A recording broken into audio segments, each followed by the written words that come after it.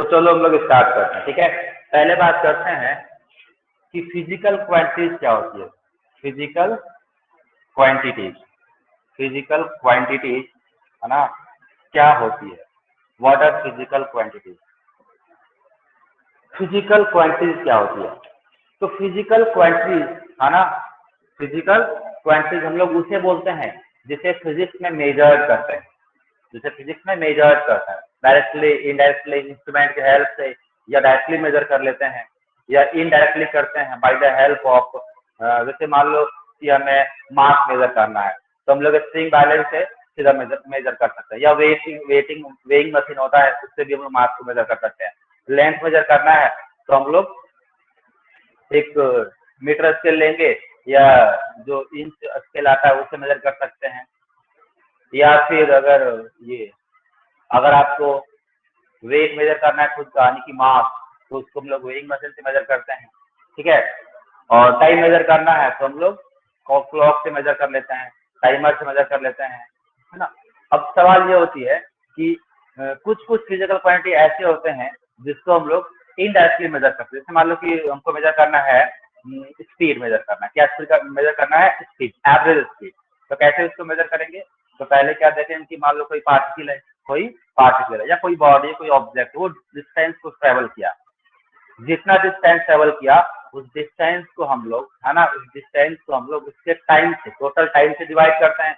तो यहाँ पर दो चीजें, एक डिस्टेंस और एक टाइम। डिस्टेंस भी क्या है, फंडामेंटल है, और टाइम भी क्या है, फंडामेंटल है। तो जब डिस्टेंस को टाइम से डिवाइड किए तब क्या आया, स्पीड। और स्पीड क्या है, फिजिकल क्वांटिटी है। लेकिन इस फिजिकल क्वांटिटी को हम लोग डायरेक्टली मेजर नहीं किए हैं, इसको हम लोग इनडायरेक्टली मेजर किए हैं। तो फिजिकल क्वांटिटीज को हम लोग कभी कभी डायरेक्टली मेजर करते हैं, कभी कभी इनडायरेक्टली मेजर करते हैं। दोनों ही फिजिकल क्वांटिटीज है ना। यानी कि फिजिकल क्वांटिटीज आर दोज, है ना, are those parameter which can be measured directly or indirectly or sometimes using instruments, है ना, are known as physical quantities, are known as physical quantities। समझ में आ रहा है। Physical quantities are those parameters, वो पैरामीटर्स है, वो क्वांटिटीज है which can be measured directly or indirectly, है ना, by using an instrument or available devices। जैसे एग्जांपल के लिए time can be measured by clock, distance can be measured by metre scale, है ना, speed can be measured by distance travel and total time taken, ठीक है। तो अब इसमें क्या है ना कि जब मेजरमेंट करते हैं हम लोग किसी भी फिजिकल क्वांटिटीज का, तो दो चीज इंपॉर्टेंट होता है। जैसे मान लो कि मैंने आपको बोला कि लेंथ मेजर करो, है ना, या टाइम मेजर करो, या किसी की हाइट मेजर करो, किसी का मास मेजर करो, स्पीड मेजर करो। तो हम लोग जब लिखते हैं, है ना, तो हम लोग बात करते हैं मेजरमेंट की, है ना। या ऐसे बोल सकते हो कि कोई भी फिजिकल क्वांटिटी को जब हम लोग रिपोर्ट करते हैं, जैसे मान लो कि आपसे बोला गया कि बेंच की लंबाई कितनी है, तो आप उसको रिपोर्ट करोगे, हाँ तो भैया मान लो कि 5 फीट है। आपने क्या किया, दो चीज बोला, एक 5 बोला, एक फीट बोला। तो 5 क्या है, 5 एक नंबर है जिससे आपने मल्टीप्लाई किया किसको, 1 फीट को, किसको, 1 फीट को। यानी कि आपने जो रिपोर्ट किया डेटा, वो क्या डेटा रिपोर्ट किया, 5 फीट। 5 फीट को आप ऐसे लिख सकते हो, 5 इंटू 1 फीट, 5 इंटू 1 फीट। तो यहाँ पर जो 5 है ना, वो मल्टीप्लायर है। क्या है, मल्टीप्लायर है। क्या है ये, मल्टीप्लायर है। और 1 फीट क्या है, 1 फीट स्टैंडर्ड है। क्या है, स्टैंडर्ड है। कोई भी मेजरमेंट करने के लिए हम लोग एक स्टैंडर्ड यूज करते हैं। क्या चीज करते हैं, स्टैंडर्ड। जैसे ऐसे समझ लो कि मीटर स्केल एक होता है मीटर स्केल। वो कितने का होता है, 1 मीटर का होता है, वो 1 मीटर का होता है। अब वो जो 1 मीटर का स्केल है, वो हर जगह उतना ही बड़ा होता है। जितना बड़ा आपके लिए है उतना ही बड़ा मेरे लिए है, उतना ही बड़ा इंडिया के लिए है, उतना ही बड़ा पाकिस्तान के लिए, उतना ही बड़ा अदर देश के लिए। मतलब कि जो 1 मीटर की जो लंबाई है वो फिक्स है। वो कोई भी कंट्री में लोग उतना लेंथ को 1 मीटर ही बोलेंगे। कोई भी ऐसा नहीं कि आज हम उसको 1 मीटर बोले, कल बोल दिए नहीं ये तो 1.5 मीटर है, हम अपनी मर्जी चलाएंगे, ऐसा नहीं, है ना।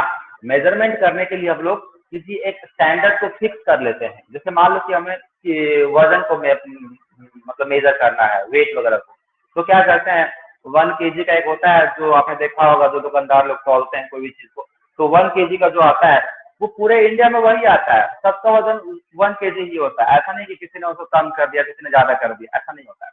वो उसका एक स्टैंडर्ड है, हर कोई उसी स्टैंडर्ड के अनुसार उसको बनाता है। तो कोई भी मेजरमेंट के लिए हम लोग एक स्टैंडर्ड चूज करते हैं। क्या चूज करते हैं? एक स्टैंडर्ड जो कि एक्सेप्टेबल हो, वाइडली एक्सेप्टेबल हो, जो कि क्या हो, वाइडली एक्सेप्टेबल हो, रिप्रोड्यूसिबल हो, उसको हम लोग रिप्रोड्यूस भी कर सकते हैं। ऐसा नहीं कि आपने ऐसा चीज बना दिया 1 kg के लिए जिसको फिर से लोग बना ही नहीं सकते हैं, ऐसा नहीं। जैसे हमने मान लो कि 1 मीटर का स्केल बना दिया तो लोग उसको फिर से बना सकते हैं, मतलब वो रिप्रोड्यूसिबल हो सकता है। तो यहाँ पर हम लोग बात करते हैं जब मेजरमेंट करते हैं, है ना, जब मेजरमेंट करते हैं तो मेजरमेंट करते समय हम लोग 2 चीज रिपोर्ट करते हैं। एक तो उसका न्यूमेरिकल वैल्यू और दूसरा उसका यूनिट, तो अगर आप कोई भी फिजिकल क्वांटिटी को अगर आप रिपोर्ट करते हो, क्या करते हो, रिपोर्ट करते हो मेजर करके, तो आप 2 चीज बताते हो, एक तो उसका न्यूमेरिकल वैल्यू और एक उसका यूनिट। जैसे एग्जाम्पल के लिए, है ना, एग्जाम्पल के लिए अगर आपने किसी ऑब्जेक्ट का मास मेजर किया 10 kg, कितना मेजर किया, 10 kg, तो इसमें 10 क्या है, 10 है इसमें न्यूमेरिकल वैल्यू, ये नंबर है, और ये kg क्या है, kg है स्टैंडर्ड जिसको आपने चूज किया मेजरमेंट के लिए। हो सकता था आपने ग्राम में मेजर करते, तो उसमें ग्राम क्या हो जाता, स्टैंडर्ड हो जाता, कि आपने ग्राम को एक स्टैंडर्ड मान करके मेजरमेंट किया है। यहाँ पे हमने किसको स्टैंडर्ड मान के मेजर किया है, केजी को, यहाँ पे हमने केजी को स्टैंडर्ड मान के मेजरमेंट किया है। फॉर एग्जांपल जैसे मान लो कि एग्जांपल के तौर पे दे रहे हैं कि मान लो 100, ठीक है, ग्राम, 100 ग्राम, तो ये 100 ग्राम जो है इसमें हम लोग क्या किए हैं, ग्राम को स्टैंडर्ड मान करके मेजर किए हैं, और कितना बार मेजर किए हैं, तो 100 टाइम्स, यानी कि जो मेजरमेंट है वो 1 ग्राम का 100 टाइम्स है, 1 ग्राम का 100 टाइम्स है, ठीक है, ये 1 ग्राम का 100 टाइम्स है। तो यहाँ पर आप देख सकते हो, यहाँ पर आप ऑब्जर्व कर सकते हो, जैसे फॉर एग्जाम्पल अगर हम बोले कि 10 kg हमने मेजर किया और किसी ने इसी ऑब्जेक्ट को मेजर किया 10,000 ग्राम, 10,000 ग्राम, तो ध्यान दो कि यहाँ पर दोनों में क्या डिफरेंस है, बोलो दोनों में क्या डिफरेंस है, बोलो अर्पिता।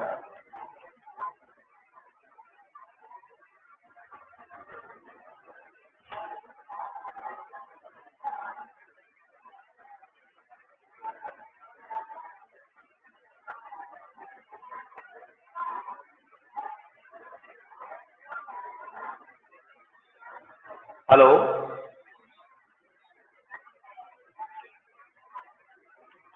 Yes sir. हाँ बोलो क्या डिफरेंस है दोनों में। सर 10 kg में हम लोग kg को स्टैंडर्ड मान के मेजर किए हैं और 10,000 ग्राम में हम लोग ग्राम को स्टैंडर्ड मान के मेजर किए हैं। हाँ, मतलब कि, है ना, हम लोग स्टैंडर्ड किसी को भी मान सकते हैं, ये बात क्लियर है, हम लोग स्टैंडर्ड किसी को भी मान सकते हैं, है ना।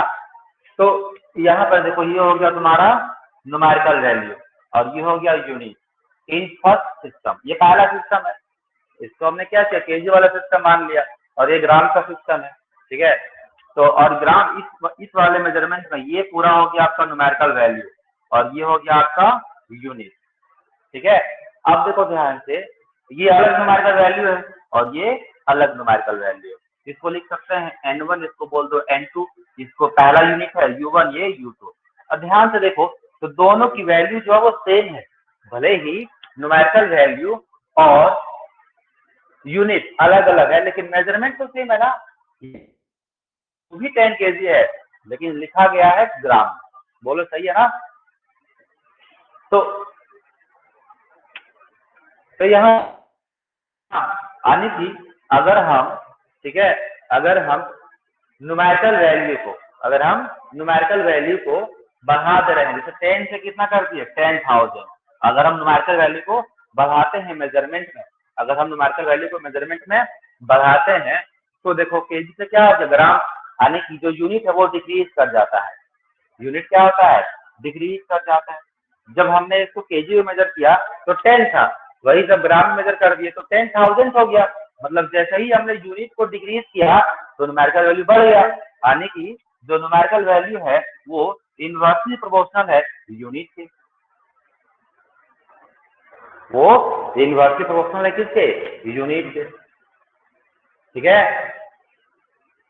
और आप इसको ऐसे बोल सकते हो कि n इक्वल टू, है ना, some constant k by u, और numerical value into unit equal to constant always, ठीक है। अगर कोई मेजरमेंट है, अगर कोई मेजरमेंट आपने लिया है, उसका कुछ न्यूमेरिकल वैल्यू होगा और उसका कुछ यूनिट होगा, उसका कुछ यूनिट होगा। लेकिन याद रहे आप उसे किसी भी सिस्टम में मेजर करते हो तो उसका जो एक्चुअल वैल्यू वो कांस्टेंट रहेगा, उसका एक्चुअल वैल्यू क्या रहेगा, कांस्टेंट रहेगा। जैसे फॉर एग्जांपल के लिए यहीं पे देख लो, है ना, चाहे आप इसको लिखो 10 kg या लिखो 10, ठीक है, ग्राम, या इसको लिख सकते हो, है ना, 10,000, ठीक है, 10,000 ग्राम इंटू 10 की पावर -3, है ना, 10 की पावर -3, ठीक है, 10 की पावर +3 कर दो तो ये हो जाएगा मिलीग्राम में, ये हो जाएगा मिलीग्राम में, कितना, मिलीग्राम। तो तीनों फिजिकल क्वांटिटीज क्या है, सेम है, फिजिकल क्वांटिटी सेम है और तीनों का मेजर्ड वैल्यू भी सेम है, तीनों का मेजर वैल्यू भी सेम है, लेकिन डिफरेंस क्या है, तो न्यूमेरिकल वैल्यू, है ना, जैसे जैसे बढ़ता गया है यूनिट घटता गया है, यानी कि numerical value is inversely proportional to unit, है ना। यूनिट अगर बढ़ा लोगे तो न्यूमेरिकल वैल्यू घट जाएगा, और अगर न्यूमेरिकल वैल्यू, अगर यूनिट अगर छोटा लोगे तो न्यूमेरिकल वैल्यू बढ़ जाएगा, ठीक है। यहाँ तक कुछ पूछना है तो पूछो।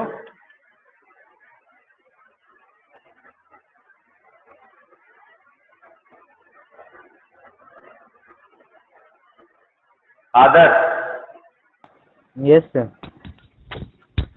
है ना, समझ में आ रहा है, यस सर। चलो। हेलो हेलो हेलो इसमें सर। हाँ बोलो। सर नितिन का अप्रूवल पेंडिंग में, उसको एक्सेप्ट करिए। अब वो क्लास के बाद, क्लास के बीच में नहीं, क्लास के पहले या तो क्लास के बाद।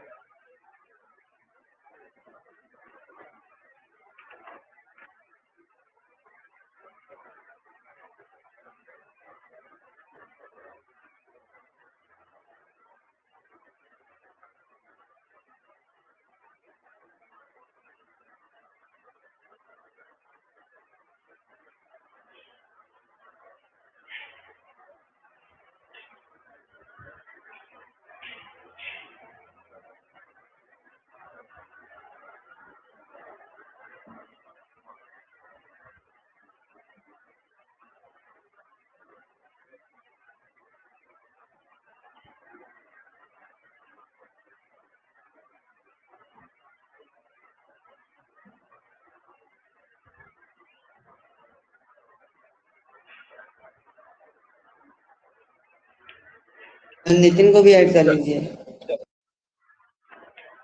अरे क्लास के बीच में ऐड कैसे करेंगे, तो लोग क्लास के पहले क्यों नहीं आते हो, बीच में ऐड नहीं करेंगे, सब गड़बड़ हो जाता है, क्लास चलता है बीच में ऐड करेंगे। पहले से एनरोल हो जाओ ना, कल से ही एनरोल कर रहे हैं, बाकी बच्चे तो एनरोल हो चुके हैं कल ही, अब कल से करना क्लास, ध्यान दो इधर। अब बात करते हैं हम लोग क्लासिफिकेशन ऑफ,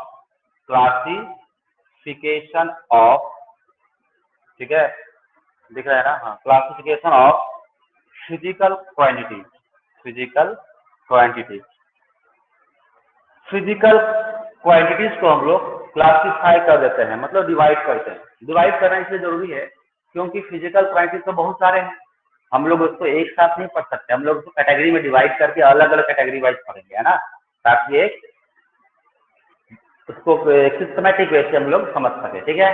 तो फिजिकल क्वांटिटीज को हम लोग ये डिवाइड करते हैं अकॉर्डिंग टू देयर प्रॉपर्टीज। जैसे पहला है on the basis of directional properties. कुछ फिजिकल क्वांटिटीज के पास डायरेक्शन होती है, वही कुछ फिजिकल क्वांटिटीज के पास डायरेक्शन नहीं होती है, वो विदाउट डायरेक्शन भी। देखो अभी तो क्लास जो अभी मैसेज कर रहा है ना उसको बोलो कि अब इस क्लास के बाद इन्वॉल्व हो लेगा, फिर कल से क्लास कर लेगा वो, ठीक है।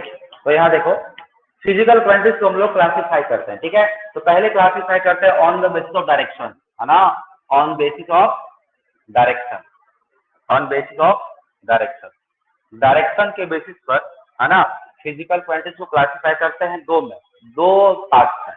पहला होता है स्केलर, पहला scalar, and second one is vector, second one is vector. पूरे फिजिकल क्वांटिटीज को हम लोग दो पार्ट में डिवाइड कर सकते हैं on the basis of their direction. कुछ फिजिकल क्वांटिटीज के पास डायरेक्शन होती है और कुछ फिजिकल क्वांटिटीज के पास डायरेक्शन नहीं होती है। फॉर एग्जाम्पल देखो, ठीक है, फॉर एग्जाम्पल जैसे स्केलर को डिफाइन कर सकते हो ना। स्केलर क्या होता है, दो फिजिकल क्वांटिटीज, है ना, which do not require direction for their measurement, for their measurement. ऐसे फिजिकल क्वांटिटीज जिसको मेजर करने के लिए या एक्सप्रेस करने के लिए हमें डायरेक्शन की नीड नहीं होती है, सिर्फ मैग्नीट्यूड सफिशिएंट होता है। और कुछ फिजिकल क्वांटिटीज ऐसी होती है जिन्हें मेजर करने के लिए magnitude as well as direction, है ना, इंपॉर्टेंट होता है। प्लस वो वेक्टर लॉज को फॉलो करते हैं, है ना, मेन केस है, प्लस वो वेक्टर लॉज को भी फॉलो करते हैं, ठीक है। तो स्केलर में तुम्हारा हो जाए क्या क्या, जैसे कि मास हो गया, है ना, लेंथ हो गया, ठीक है, टाइम हो गया, मास लेंथ टाइम हो गया, टेम्परेचर हो गया, एक्सेट्रा, है ना।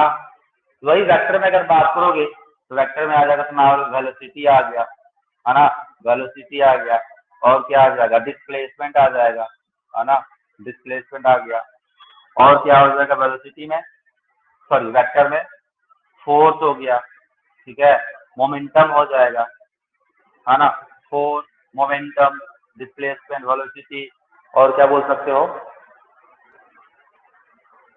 और क्या बोल सकते हो, एक्सेट्रा कर दो, या फिर अगर चाहो तो वेलोसिटी हो गया, डिस्प्लेसमेंट हो गया, फोर्स हो गया, मोमेंटम हो गया, ठीक है, एक्सेट्रा, ठीक है। These are vector. तो वेक्टर्स क्या होती है, vector are those physical quantities which have three basic properties. पहला मैग्नीट्यूड होना चाहिए, दूसरा उसके पास एक स्पेसिफाइड आने की एक स्पेसिफिक डायरेक्शन होना चाहिए, ठीक, करेक्ट, और थर्ड जो होता है उसका वो, है ना, वेक्टर लॉज के थ्रू ऐड या सब्ट्रैक्ट हो, ठीक है। वेक्टर लॉज ऑफ अलजेब्रा उसके लिए एप्लीकेबल होता है। तो तीन कंडीशन है, magnitude, direction, and must follow vector laws of algebra, okay. और स्केलर में क्या होता है, इसके पास सिर्फ मैग्नीट्यूड होता है और इसको हम ऐड करते हैं सिंपल अलजेब्रा, है ना, ये सिंपली अलजेब्रा से ऐड हो जाता है, इसमें कोई दिक्कत नहीं होता, है ना, जैसे प्लस माइनस करके ऐड कर देते हैं। तो ये हो गया, ठीक है। अब एक और क्लासिफिकेशन होता है फिजिकल क्वांटिटीज का, है ना, तो लोग बात करते हैं, है ना। अब बोलो सर लेंथ कैसे स्केलर है, आपने पढ़ाया था कि लेंथ मतलब वेक्टर मांगते हैं, डायरेक्शन लेते हैं उसका। लेंथ कैसे स्केलर है, लेंथ स्केलर ही होता है। लेंथ को वेक्टर हम लोग मानते हैं, जैसे एरिया भी स्केलर होता है, लेकिन हम लोग वेक्टर ट्रीट करते हैं उस कंडीशन में, स्पेशल कंडीशन होता है जहाँ पर उसे वेक्टर मान लिया जाता है। जैसे लेंथ को वेक्टर मान लेते हैं इन केस ऑफ तुम्हारा इसमें एम्पियर सर्कुलर लॉ में, वो स्मॉल लेंथ होता है ना, स्मॉल लेंथ को हम लोग मान सकते हैं डिस्प्लेसमेंट, ठीक है। ऐसे जो लेंथ वगैरह होता है ये स्केलर है, ठीक है। बोलो, लेंथ तो किसी भी चीज का हो सकता है ना, लेंथ, डिस्टेंस, ये सब स्केलर होता है। बोलो, यस सर। चलो अब उसके बाद देखो, है ना, on the basis of direction. अब बात करते हैं, है ना, क्लासिफिकेशन ऑफ फिजिकल क्वांटिटीज, ठीक है, क्लासिफिकेशन ऑफ फिजिकल क्वांटिटीज, ठीक है, ऑन द बेसिस ऑफ, ठीक है, on the basis of their dependency, है ना, on basis of their dependency, है ना, कि एक फिजिकल क्वांटिटी अगर किसी पे डिपेंड करेगा, है ना, एक फिजिकल क्वांटिटी अगर किसी पे डिपेंड करेगा तो उसको बोलते हैं डिराइव्ड, अदरवाइज फंडामेंटल, है ना। एंड दोज फिजिकल क्वांटिटीज, है ना, दोज फिजिकल क्वांटिटीज, है ना, which can be define itself, है ना, which can be define itself. जैसे मास हो गया, अब मास को डिफाइन करना है तो हमें कोई और अदर फिजिकल क्वांटिटीज की हेल्प नहीं लेनी पड़ती है। जैसे लेंथ है तो लेंथ को सिंपली मेजर कर सकते हैं, लेकिन वही अगर आपसे बोले कि स्पीड को मेजर करो तो पहले आप क्या करोगे, लेंथ को मेजर करोगे, फिर टाइम को मेजर करोगे, फिर डिवाइड करोगे, तब जाके रिपोर्ट करोगे। तो यहाँ पे आपने क्या किया, लेंथ को डिवाइड किया टाइम से, यानी कि आपने दो फंडामेंटल को यूज किया, यानी कि दो physical quantities which can be, है ना, which can be derived using fundamental or derived quantity. और फंडामेंटल क्या होता है, तो दो फिजिकल क्वांटिटी, है ना, विच डज नॉट रिक्वायर, है ना, any other physical quantity to express it, है ना। अगर हमें किसी ऐसे फिजिकल क्वांटिटी को रिप्रेजेंट करना है ना, और उसे रिप्रेजेंट करने के लिए हम किसी और अदर क्वांटिटीज की हेल्प नहीं ले रहे हैं, वो फंडामेंटल है, अपने आप में ही वो डिफाइंड है। जैसे कि अगर हम मास की बात करें, है ना, मास की बात करें तो मास किसी का भी अगर मेजर करें तो सीधे मेजर कर सकते हैं हम लोग, अब उसमें तो कुछ और करना है नहीं, सिंपली मेजर कर सकते हैं। जैसे मान लो कि इसी का मार्कर इसका वेट मेजर कर दिए 10 ग्राम या 20 ग्राम, तो सिंपली रिपोर्ट कर देंगे 20 ग्राम है। जैसे लेकिन यही इसका मान लो कि इसको अगर फेंक दिया जाए और आपको पूछेगा कि ये जब मूव कर रहा था तो इसकी एवरेज स्पीड कितनी थी, तो हमें देखेगा कि हम देखेंगे इसका टोटल डिस्टेंस क्या रहा, टोटल टाइम कितना लिया, फिर इसको डिवाइड करके फिर इसको कैलकुलेट करके देंगे, है ना। तो those physical quantities which are derived by the help of fundamental quantity are derived quantity, while those physical quantities which do not require to, है ना, which या तो ऐसे बोल सकते हो कि those physical quantities, है ना, which are defined itself, है ना, are fundamental quantities, ठीक है। तो इसमें हम लोग इसको भी डिवाइड करते हैं on the basis of dependency, है ना। इसमें होता है एक फंडामेंटल, ठीक है, फंडामेंटल फिजिकल क्वांटिटीज, और एक होता है derived physical quantities, derived physical quantities. अब फंडामेंटल में क्या क्या हो जाएगा, जैसे मास हो गया, ठीक है, लेंथ, टाइम, है ना, टेम्परेचर, ठीक है, फिर होता है अमाउंट ऑफ सब्सटेंस, है ना, अमाउंट ऑफ सब्सटेंस, फिर luminous intensity,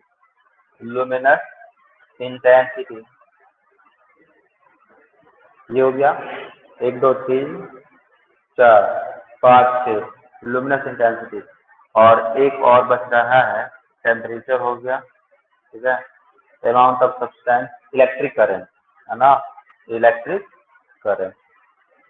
these are 7 fundamental physical quantities, है ना, these are 7 fundamental physical quantities, ठीक है। अब डिराइव में आ जाओ, तो डिराइव में जैसे मान लो कि डेंसिटी है, क्या है, डेंसिटी है। अब डेंसिटी को अगर डिफाइन कर या कैलकुलेट करना है तो पहले हम लोग किसको मेजर करते हैं, मास को, फिर मेजर करते हैं उसका वॉल्यूम, फिर मास को वॉल्यूम से डिवाइड करते हैं, तब जाके मिलता है डेंसिटी। यानी कि हमने मास का भी हेल्प लिया और वॉल्यूम कैसे निकाले थे, लेंथ का यूज करके, तो लेंथ और मास का हेल्प लेकर के हमने क्या किया, डेंसिटी को कैलकुलेट किया। यानी कि डेंसिटी को कैलकुलेट करने में हमने किसका हेल्प लिया, तो फंडामेंटल फिजिकल क्वांटिटीज का हेल्प लिया। इसीलिए जो भी क्वांटिटीज फंडामेंटल के हेल्प से आते हैं, है ना, ये हेल्प, उसकी हेल्प लेकर के हम लोग उसको डिराइव करते हैं, उसको बोलते हैं डिराइव्ड फिजिकल क्वांटिटीज, है ना। जैसे डेंसिटी हो गया, और बोल सकते हो स्पीड हो गया, ठीक है, डेंसिटी, स्पीड, ठीक है, और क्या बोल सकते हो, वेलोसिटी बोल सकते हो, है ना, एटसेट्रा।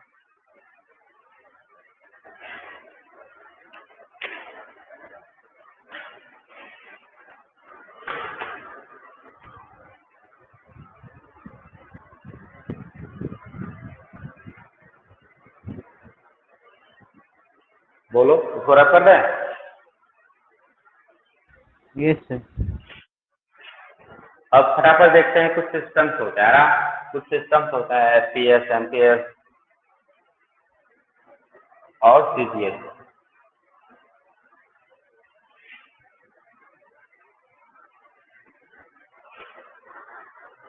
अब देखो इसमें छोटी सी पहले की मतलब कि अभी से मतलब कि 1800 साल से 1800 मतलब कि ईस्वी से पहले ना, 17 क्या बोलते हैं उसको, 1800 मतलब 19 सेंचुरी बोल सकते हो, 19 सेंचुरी से पहले है ना, कि ये जो लोग थे वो डिफरेंट कंट्री में, क्योंकि उतनी ज़्यादा ये कम्युनिकेशन नहीं था, ट्रांसपोर्टेशन उतना ज़्यादा था नहीं, लोग समुद्र वगैरह से ट्रांसपोर्ट करते थे।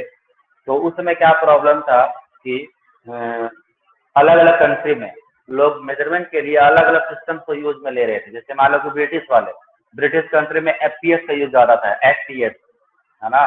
अपने कंट्री में जो फीट या फुट आया है, ये ब्रिटिशर्स के द्वारा आया है, अंग्रेजों के द्वारा आया है। और हमारे कंट्री में CGS का यूज ज़्यादा था, है ना।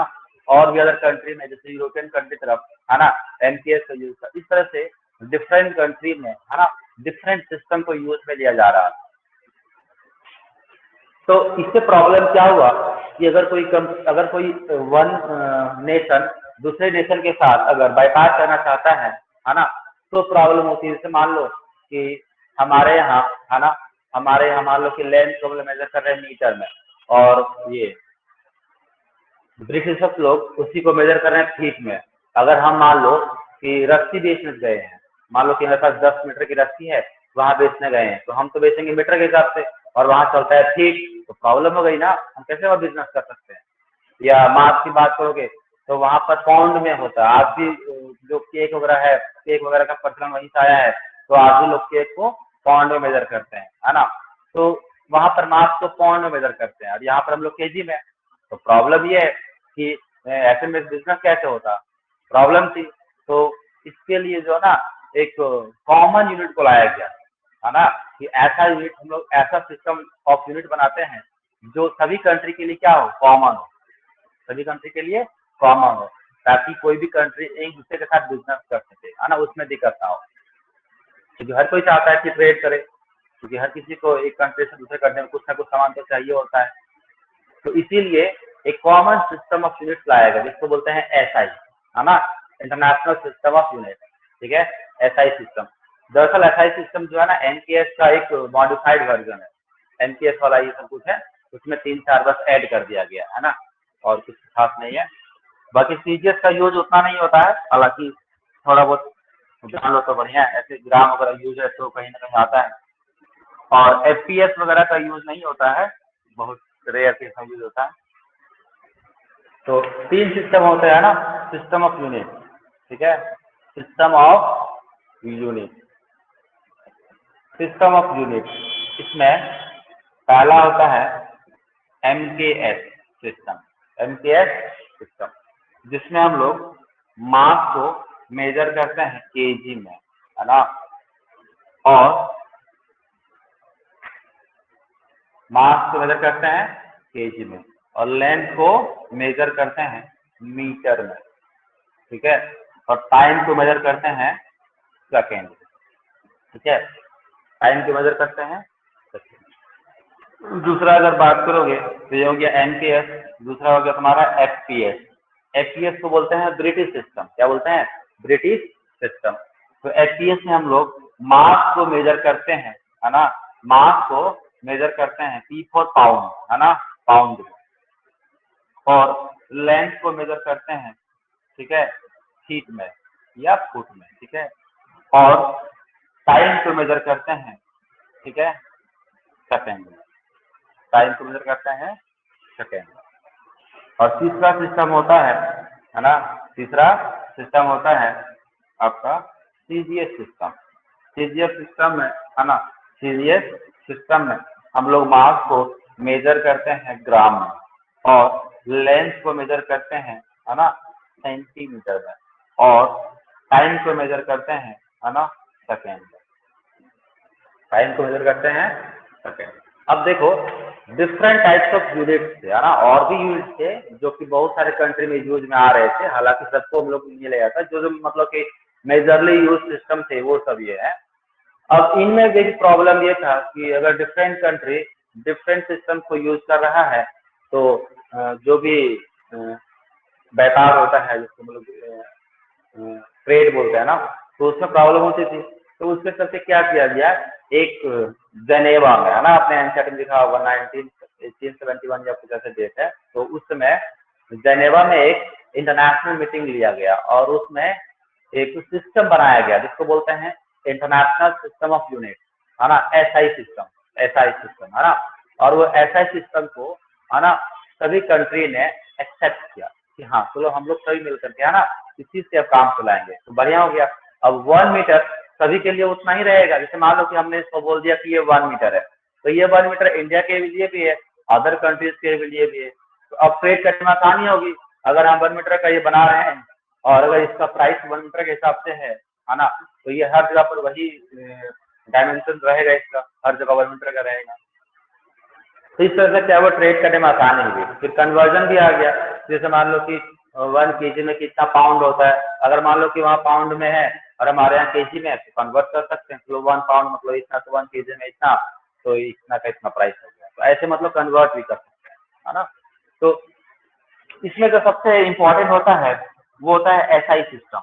वो क्या होता है, एसआई सिस्टम, ठीक है, एसआई सिस्टम, जो कि मेनली, है ना, जो कि मेनली किसका एक तरह से मॉडिफाइड फॉर्म है एमकेएस का। ये एमकेएस का मॉडिफाइड फॉर्म है एसआई सिस्टम, और एसआई सिस्टम का यूज, है ना, बहुत ज्यादा है अभी के टाइम पे, है ना।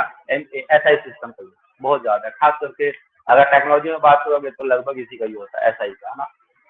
अब एसआई में, ठीक है, एसआई में 7 फिजिकल क्वांटिटीज को हम लोग फंडामेंटल माने हैं।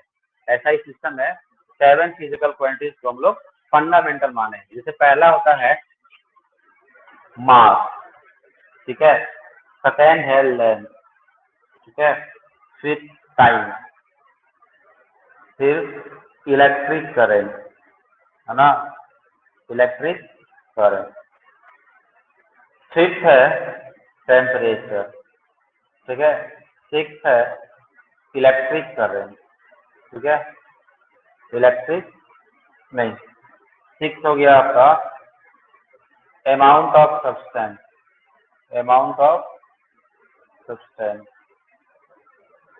और सेवेंथ हो गया लुमिनस इंटेंसिटी,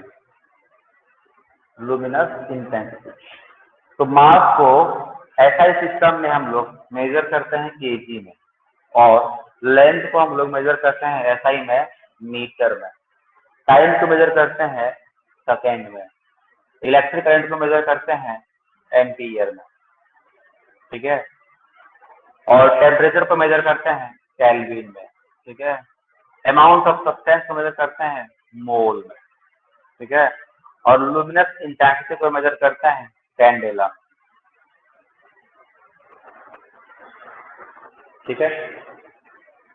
तो ये था एक, है ना, सिस्टम ऑफ यूनिट का एक मतलब रिव्यू टाइप से बोल सकते हो आप, है ना, रिकैप करवा दिए एक तरह से आपको कि 3 तरह का सिस्टम होता है ना, जिसमें से इन्हीं तीनों का, इनमें से एमकेएस का मॉडिफाइड फॉर्म क्या है, एसआई है, जो कि वाइडली एक्सेप्टेबल है ना, ज्यादातर यूज में आता है एसआई सिस्टम।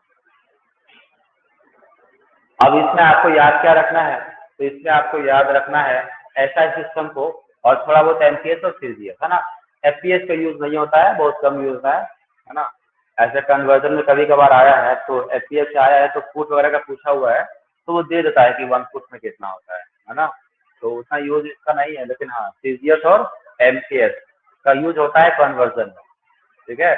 बाकी एसआई का यूज पूरे फिजिक्स में होता है, एसआई का यूज कहाँ होता है, पूरे फिजिक्स में होता है एसआई का यूज, ठीक है, एसआई सिस्टम का, क्योंकि ये वाइडली एक्सेप्टेबल है, रिप्रोड्यूसिबल है ना, और हाँ वही इंटरनेशनली एक्सेप्टेबल है, वाइडली एक्सेप्टेबल उसी को बोलते हैं, और रिप्रोड्यूसिबल है, इजी टू यूज है ना, कन्वीनियंट है, ठीक है।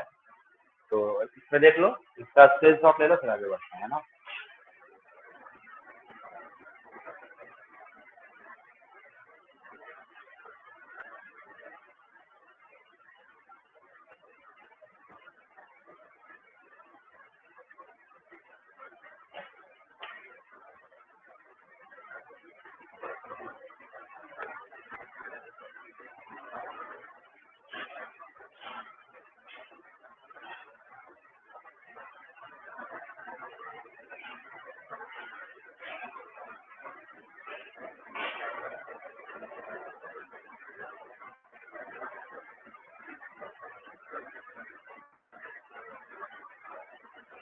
बोलो रब कर दे।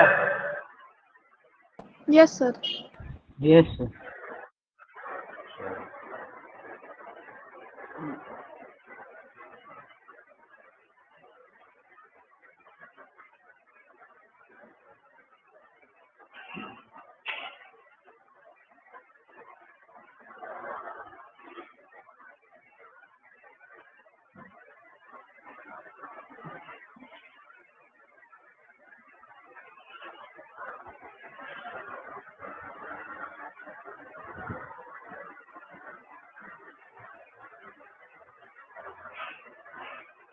अब यहाँ से आगे बढ़ते हैं, ठीक है, और बात करते हैं।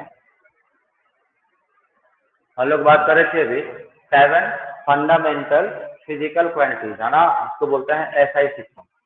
अब एसआई सिस्टम में, है ना, देखा गया कि 7 फंडामेंटल फिजिकल क्वांटिटीज को रखने के बाद 2 ऐसे फिजिकल क्वांटिटीज बच रहे थे जिनका यूनिट नहीं आ रहा था। जैसे बात करोगे अगर एंगल की, है ना, बात करोगे अगर एंगल की, एंगल मीन्स प्लेन एंगल, है ना, तो इसका जो फॉर्मूला होता है वो आप जानते होंगे, theta equal to L by R, यानी कि एल का भी यूनिट क्या होता है, मीटर, और लेंथ का भी यूनिट मीटर, तो मीटर से मीटर कट जाता है, तो ये होता है यूनिट लेंथ।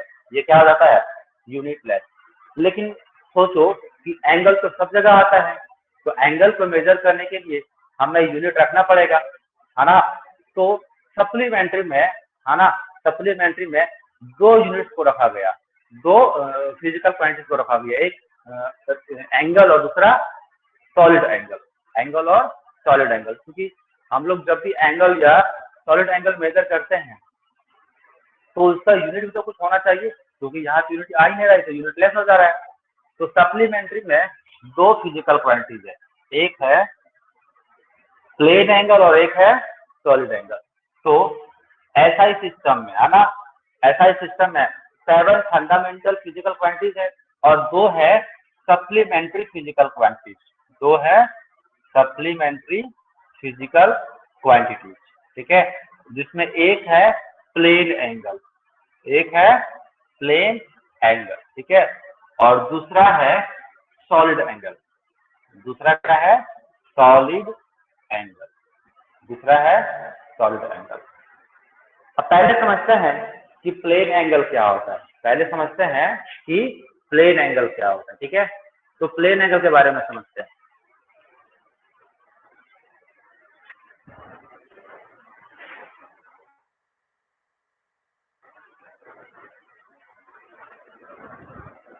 तो देखो प्लेन एंगल के बारे में समझते हैं, ठीक है। जैसे कोई, ये प्लेन एंगल के नाम से स्पष्ट है कि एंगल कहाँ बनेगा, तो प्लेन में बनेगा। कहाँ बनेगा, प्लेन में। ये क्या है, ऑरिजिन है, और यहाँ पर कोई एक ऑब्जेक्ट था, ये कोई ऑब्जेक्ट था, ठीक है, और ये ऑब्जेक्ट रोटेट कर रहा है, ये ऑब्जेक्ट रोटेट कर रहा है एक सर्कुलर ऑर्बिट में, ये ऑब्जेक्ट रोटेट कर रहा है एक सर्कुलर ऑर्बिट में। मान लो कि ऑब्जेक्ट यहाँ से स्टार्ट किया और चलते चलते चलते चलते चलते यहाँ पहुंच गया, चलते चलते यहाँ पहुंच गया। तो अब इसका पोजीशन यहाँ होगा, इस सेंटर के रेस्पेक्ट में, तो इसके रेस्पेक्ट में ये ऑब्जेक्ट इतना मूव कर गया, है ना, यानी कि इतना डिस्प्लेस कर गया। और जो है हम लोग एंगल के फॉर्म में दिखा रहे हैं, इसको बोलते हैं एंगुलर डिस्प्लेसमेंट। क्या बोलते हैं, एंगुलर डिस्प्लेसमेंट, और रिप्रेजेंट करते हैं थीटा से, रिप्रेजेंट करते हैं थीटा से। और हम सब जानते हैं कि सर्कल में अगर ऐसा केस हो तो इसको बोलते हैं आर्क, ये है रेडियस और ये है एंगल। तो रिलेशन होता है थीटा इक्वल टू, है ना, L by R, theta equal to L by R. तो यहाँ तो अगर आप थीटा का यूनिट निकालोगे तो एल का यूनिट होता है मीटर और इसका भी मीटर, तो मीटर से मीटर कैंसिल हो गया, तो ये आ गया यूनिट लेस। लेकिन अगर ये यूनिट लेस आ रहा है तो हम लोग एंगल को मेजर किस में करेंगे, तो सप्लीमेंट्री में एंगल को यूनिट दिया गया और वो दिया गया रेडियन। क्या दिया गया, रेडियन, है ना। तो प्लेन एंगल में, है ना, जो एंगल है उसका यूनिट होता है रेडियन। क्या होता है, रेडियन, ठीक है। तो radian is the unit of, radian is the unit of plane angle. अब एंगल को हम लोग मेजर करते हैं कभी डिग्री में, है ना, या कभी रेडियन में। तो उनके बीच का रिलेशन जान लो, उनके बीच का रिलेशन जान लो। तो यहाँ पर थीटा किसमें, रेडियन में। कब, जब एंगल किसमें है, मीटर में, और लेंथ ये भी किसमें है, मीटर में, क्योंकि रेडियन क्या है, एसआई यूनिट है, और भी एसआई यूनिट है। अगर ये एसआई में है, ये भी एसआई में है, तो ये भी एसआई में आएगा। ठीक है, यानी कि 1 रेडियन इक्वल टू, है ना, 1 रेडियन इक्वल टू, ठीक है, तो 1 रेडियन इक्वल टू बोल सकते हो कि ऐसा सर्कल, है ना, ऐसा सर्कल जिसका रेडियस कितना हो, 1 मीटर, जिसका रेडियस कितना हो, 1 मीटर, और पार्टिकल मूव कर रहा है सच दैट कि उसका आर्क लेंथ भी कितना हो गया, 1 मीटर, तो एंगल कितना बन जाएगा, 1 रेडियन। एंगल कितना बन जाएगा, 1 रेडियन। अब देखो यहाँ ध्यान से, ठीक है, कन्वर्जन, है ना, जो अगर मान लो कि थीटा दिया हुआ डिग्री में, है ना, ऑब्वियस सी बात है, बहुत बार दिया होता है डिग्री में, और उसको हमें कन्वर्ट करना होता है एसआई में, यानी कि रेडियन में, तो कन्वर्ट कैसे करेंगे, ठीक है। तो अगर ये पार्टिकल अगर पूरा कंप्लीट चक्कर लगा लेगा, ये पार्टिकल पूरा कंप्लीट चक्कर लगा लेगा, तो कितना एंगुलर डिस्प्लेसमेंट होगा, 360 डिग्री, है ना, और 360 डिग्री को हम लोग लिखते हैं 2 पाई रेडियन। 360 डिग्री को लिखते हैं हम लोग कितना, 2 पाई रेडियन, ठीक है। तो ये हो गया तुम्हारा 180 डिग्री, ठीक है, यानी कि 180 degree equal to pi radian. तो 1 डिग्री कितना हो गया, पाई बाई 180 रेडियन, ठीक है। तो अगर कोई एंगल आपको डिग्री में दिया हुआ है, उसको आपको बदलना है रेडियन में, तो मल्टीप्लाई कर दो किससे, पाई बाई 180 से, कितना आ जाएगा, रेडियन में आ जाएगा, कितना आ जाएगा, रेडियन में। वहीं अगर ध्यान से देखो, अगर कोई फिजिकल क्वांटिटी, है ना, आपको दिया हुआ किसमें, रेडियन में, और कन्वर्ट करना है डिग्री में, है ना, तो क्या करोगे, तो भी सिंपल है ना, इसी का जस्ट उल्टा कर दोगे, है ना, pi radian equal to 180 degree, तो 1 radian equal to 180 by pi degree, 180 by pi degree, ठीक है। तो अगर आपके पास कोई एंगल डिग्री में है, उसको कन्वर्ट करना है रेडियन में, तो पाई बाई 180 से मल्टीप्लाई कर दोगे। और अगर कोई एंगल आपको दिया हुआ है रेडियन में, और उसको कन्वर्ट करना है डिग्री में, तो 180 बाय पाई से मल्टीप्लाई कर लोगे। बोलो, ये कर लोगे, यस सर। हाँ और ध्यान दो, ठीक है, और ध्यान दो, ये हो गया आपको एंगल रेडियन और डिग्री में। लेकिन फिजिक्स में एंगल, है ना, जब आप पढ़ोगे, है ना, एस्ट्रोफिजिक्स, है ना, या यहीं पर यूज होता है ग्रेविटेशन वगैरह जब पढ़ोगे, या फिर हम लोग जब लॉन्गर लेंथ को, है ना, जैसे मान लो कि यहाँ से मून तक की लेंथ को, यहाँ से स्टार तक की लेंथ को मेजर करेंगे, तो एंगल बहुत छोटा बनता है, और वो एंगल रेडियन से भी छोटा होता है, डिग्री से भी छोटा होता है। तो उसको हम मेजर करते हैं मिनट में और सेकेंड में, इसमें मिनट में और सेकेंड में। तो एंगल का 2 और यूनिट होता है, उसको देख लो। तो आप देखते हैं हम लोग कि 1 डिग्री, है ना, 1 डिग्री इक्वल टू होता है 60 मिनट। कितना होता है, 60 मिनट। कहने का मतलब ये कि कितना है, ये टोटल 2 पाई है, यानी कि 360 डिग्री है। तो ये मान लो कि 1 डिग्री है, ये कितना है, 1 डिग्री। फॉर एन इंस्टेंट मान लो कि ये कितना है, 1 डिग्री है, यानी कि ये एंगल आपका 1 डिग्री है। कितना है, 1 डिग्री, ठीक है, ये एंगल आपका 1 डिग्री है।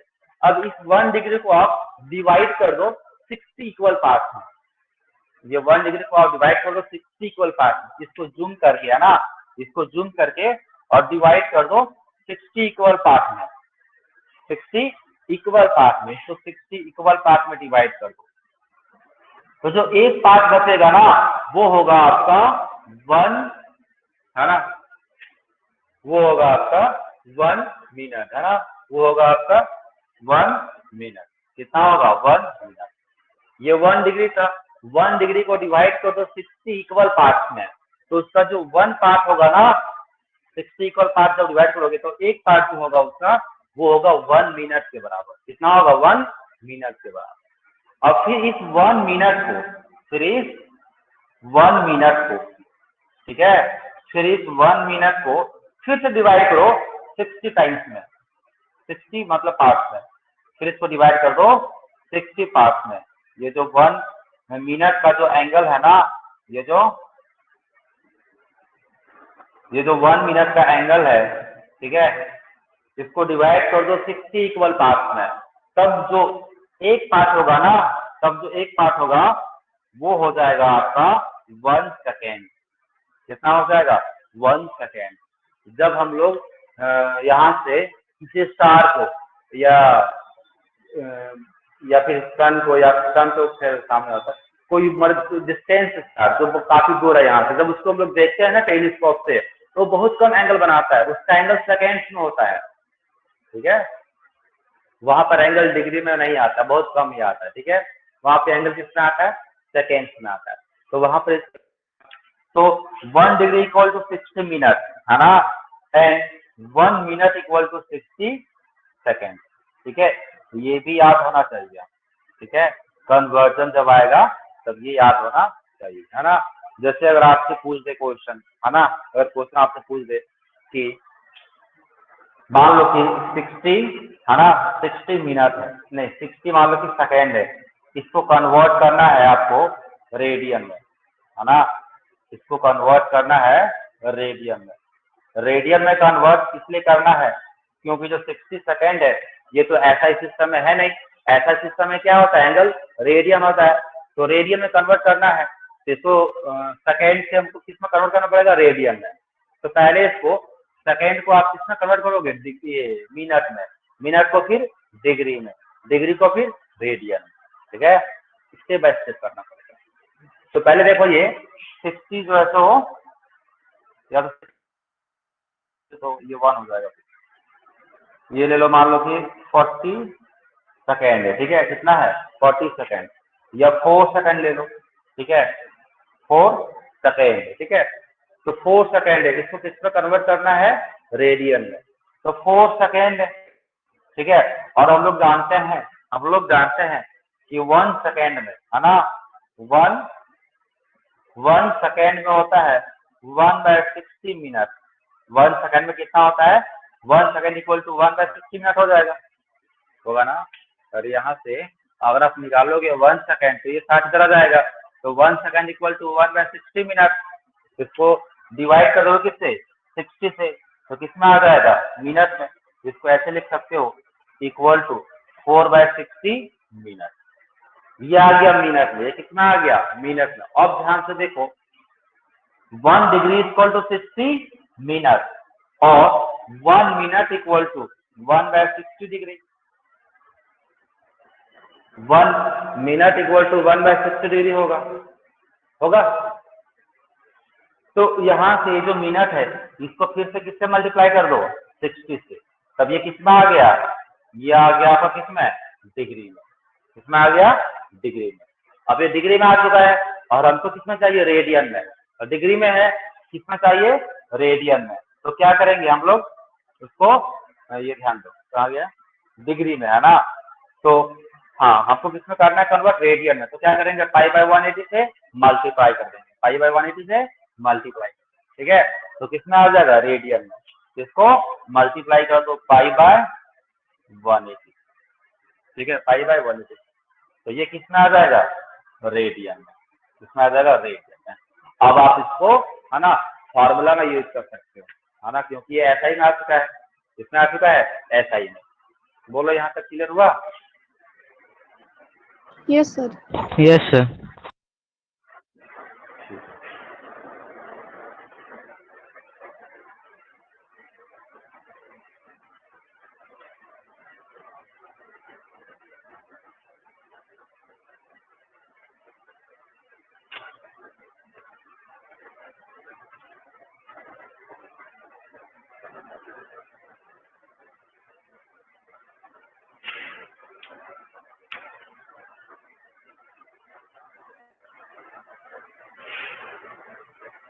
इसमें कुछ नोट करना है या रब कर दें?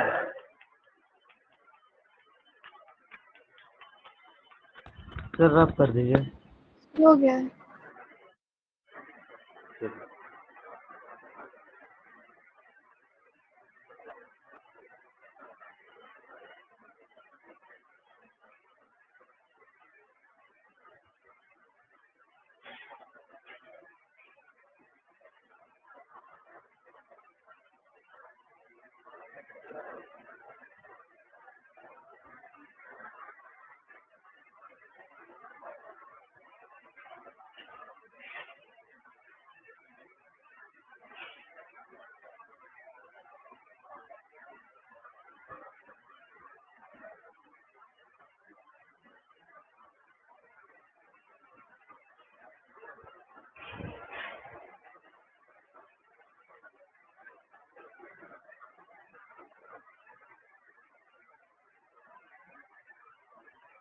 चलो अब हम लोग बात करते हैं सॉलिड एंगल की। किसकी बात करते हैं? सॉलिड एंगल की। ठीक है, सॉलिड एंगल। तो देखो जैसा ही नाम ही है सॉलिड एंगल, है ना, यानी कि ये एरिया जो होगा ये एक वॉल्यूम कवर करेगा। क्या कवर करेगा? वॉल्यूम। जैसे सपोज करो, है ना, कि वो जो मूंगफली बेचता है ना, जो मूंगफली बेचता है वो कवरिंग ऐसे करता है ना पेज को, ऐसे करके। मैं दिखा देता हूँ।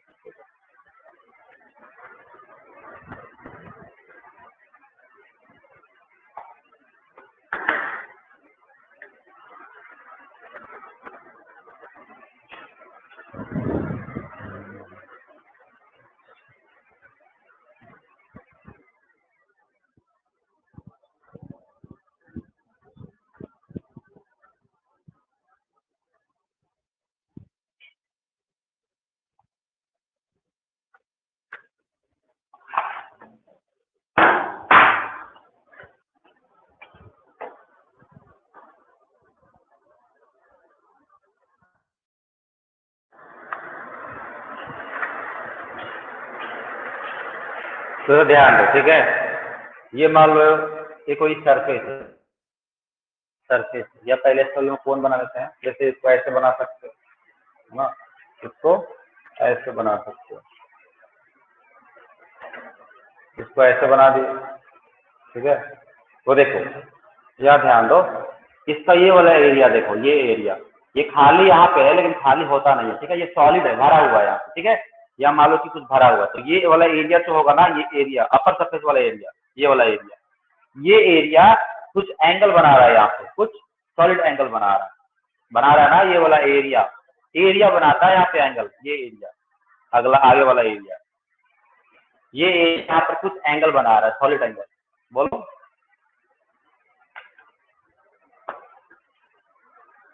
ठीक है। इसको देखो, जैसे मान लो कि ये सरफेस है ना, ये कोई एक सरफेस है, एरिया है। ठीक है, और इससे चलते हमें यहाँ पर निकालना है क्या? Solid angle. क्या निकालना है? Solid angle. तो इस एरिया के हर एक पॉइंट को, जैसे मान लो कि यही एरिया है, ठीक है, यही एरिया है, और इसके चलते हमें यहाँ पर निकालना है कि कितना सॉलिड एंगल बना रहा है। ठीक है, तो इसके हर एक पॉइंट को, इसके हर एक पॉइंट को लाके यहाँ ज्वाइन कर दो, ऐसे ऐसे ऐसे ऐसे ऐसे ऐसे ऐसे ऐसे, तो यहाँ पर कुछ एंगल बनेगा एक तरह का सॉलिड एंगल।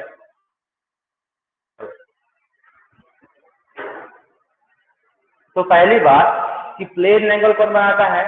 तो प्लेन एंगल बनाता है एक लाइन, लेकिन सॉलिड एंगल कौन बनाता है? तो एक एरिया बनाता है। जैसे मान लो कि इस एरिया के चलते हमें यहाँ पे निकालना है क्या? Solid angle. तो इस एरिया के, मान लो ये एरिया ऐसे पॉइंट्स को, इसके सभी आउटर पॉइंट्स को ला करके इसमें क्या कर दो? ज्वाइंट कर दो। इसमें ला करके सबको ज्वाइंट कर दो, आउटर पॉइंट्स को ला करके इसमें क्या कर दो? ज्वाइंट कर दो। ठीक है, इसमें ला करके, तो यहाँ पर कुछ ये एरिया बनाएगा अंदर ही अंदर, तो सॉलिड एंगल बनाएगा, है ना। इसी को क्या बोलते हैं? सॉलिड एंगल, है ना। और रिप्रेजेंट करते हैं ओमेगा से, रिप्रेजेंट करते हैं ओमेगा से। और इसका फार्मूला क्या होता है? तो इसका फार्मूला होता है ए, है ना, कॉस थीटा, या इसको ऐसे लिख सकते हो आप, ए वेक्टर डॉट आर वेक्टर, है ना, अपॉन में आर क्यूब। ठीक है, ऐसे किताब में ऐसा लिखा रहता है, omega equal to A cos theta upon are square, है ना। लेकिन इससे फील नहीं आता है, हालांकि होता यही चीज है, इसको भी सॉल्व करोगे यही आएगा, लेकिन इससे फील आता है। फील क्या आता है? देखो, अगर ये पॉइंट है ना, और ये क्या अपना एरिया है, ये अपना एरिया है, तो ये जो एरिया है इसका कुछ एरिया वेक्टर होगा, इसका कुछ एरिया वेक्टर होगा। और जब हम यहाँ से पॉइंट्स को ज्वाइन करेंगे, जब लोग पॉइंट्स को ज्वाइन करेंगे तो उसको बोलते हैं आर वेक्टर। क्या बोलते हैं? आर, मतलब कि रेडियस वेक्टर। क्या? Radius vector. तो देखो यहाँ से जब इसको ज्वाइन करोगे आप, है ना, ऐसे एक रेडियस इसको ज्वाइन कर दो, जब ज्वाइन करोगे तो ये कुछ ऐसे जाएगा, ये कुछ ऐसे जाएगा, ये हो गया आर वेक्टर। आर वेक्टर क्या होता है? पॉइंट, है ना, पॉइंट और एरिया को ज्वाइन करने वाला है ना, पॉइंट ऑफ एरिया को ज्वाइन करने वाला जो डायरेक्शन है ना, दिस इज रेडियस वेक्टर। जैसे मान लो कहीं भी कर सकते हो, जैसे यहाँ पर एरिया वेक्टर क्या हो जाएगा, ऐसा ही हो जाएगा यहाँ भी, और यहाँ भी ज्वाइन करोगे इसको तो ये ऐसे जाएगा, और यहाँ भी कुछ एंगल बनेगा, यहाँ भी कुछ एंगल बनेगा, सब जगह एंगल सेम ही होगा। तो कहीं ना कहीं जो एरिया है वो रेडियस के परपेंडिकुलर नहीं है इस केस में। तो हम लोग जो है ना एरिया का वो कंपोनेंट लेते हैं जो रेडियस के अलोंग हो, जो रेडियस के अलोंग हो, या ऐसे बोल सकते हो कि एरिया का वो कंपोनेंट, एरिया का वो कंपोनेंट है ना, एरिया का वो कंपोनेंट जो रेडियस से परपेंडिकुलर हो, रेडियस से नहीं, ऐसे सोचो, एरिया वेक्टर से बात करते हैं, ठीक है, क्योंकि एरिया वेक्टर ऐसे है, एरिया वेक्टर ऐसे है, अगर इसको हम ऐसे कर देंगे यानी कि एरिया का वो कंपोनेंट लेंगे, क्योंकि एरिया वेक्टर है, इसका दो कंपोनेंट है, एक इधर एक इधर, तो हम लेंगे ये वाला कंपोनेंट, ये वाला कंपोनेंट किधर है, अलोंग आर वेक्टर है, अलोंग आर वेक्टर, ठीक है। तो यहाँ पर ये डॉट आर क्या बता रहा है कि अगर इसको ब्रेक करोगे आप, अगर इसको आप ब्रेक करोगे तो क्या लिखोगे, लिखोगे A R cos theta upon R cube, है ना। अब ये आर से ए का कैंसिल होगा, क्या बचेगा, a cos theta upon are square, यानी कि ए कॉस थीटा, यानी कि एरिया का वो कंपोनेंट जो किधर हो, आर वेक्टर के अलोंग हो, ये थीटा है तो ये हो गया ए कॉस थीटा।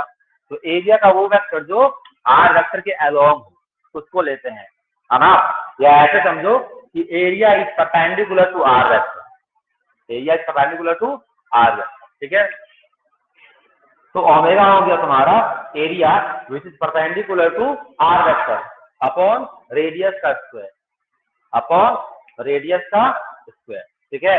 अब जैसे मान लो, है ना, जैसे सपोज कर लो कि एक, है ना, हेमीस्फीयर है, एक हेमीस्फीयर है, आपसे पूछा है कि इसके सेंटर पे सॉलिड एंगल कितना बन रहा है, क्योंकि ये सॉलिड हेमीस्फीयर है, ये कैसा है, सॉलिड हेमीस्फीयर, ठीक है। तो इसके सेंटर पे, है ना, ये इसका सेंटर है, ये इसका सेंटर है, तो इसके सेंटर पे कितना एंगल बन रहा है ये पूछा गया आपसे। तो क्या करोगे, वही काम करना है, हम लोग जानते हैं फार्मूला, ओमेगा इक्वल टू क्या होता है, A dot R upon R cube, upon R cube.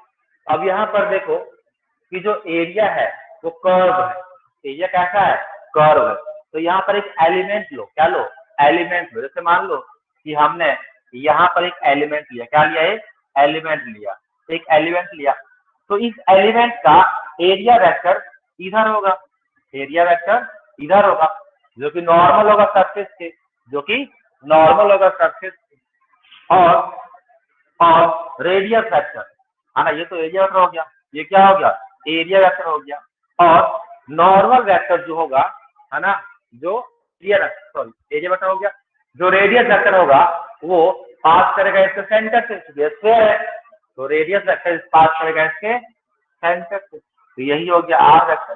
अब आर और ए में, ये डीए बोल दो इसको, स्मॉल एरिया है, तो आर और डीए में एंगल कितना बन रहा है, 0, तो यहाँ पे हम लिख सकते हैं ओमेगा इक्वल टू डीए, है ना, dot R upon R cube, और इसको लिख सकते हो dA into R into cos 0 upon R cube, ठीक है।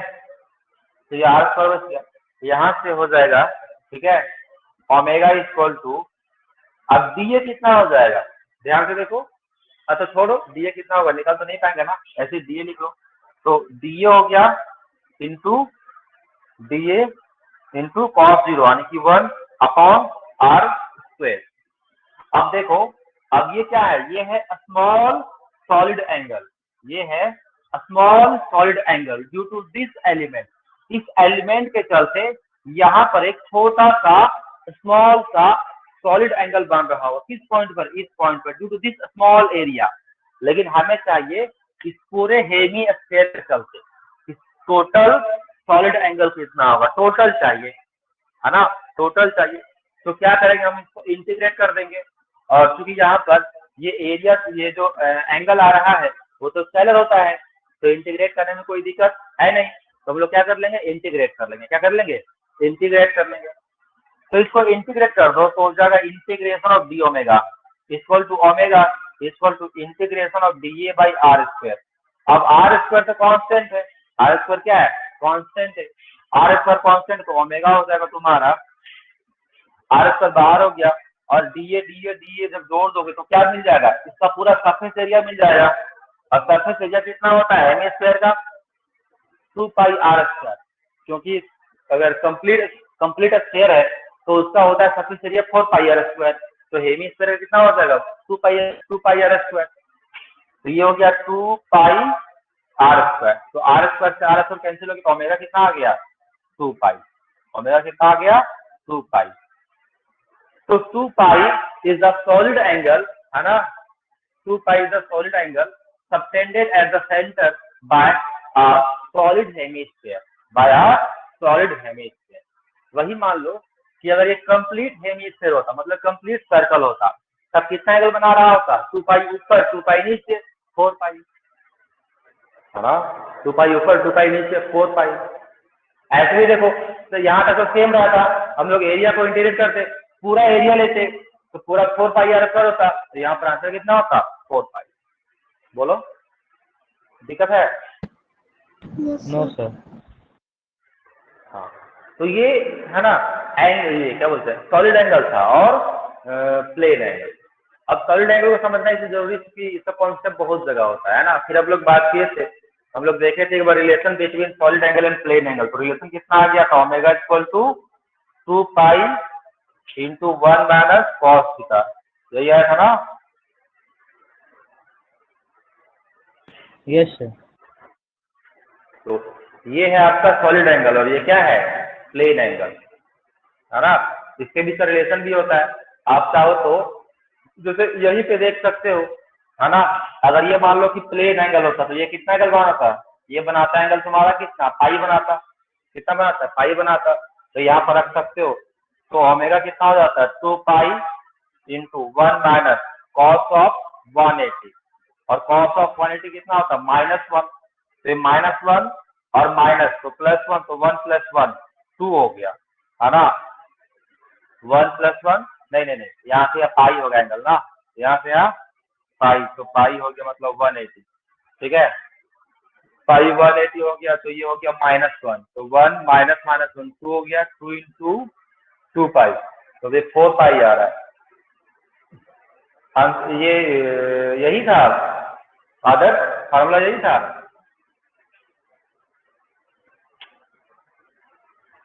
यस सर, यही था ये।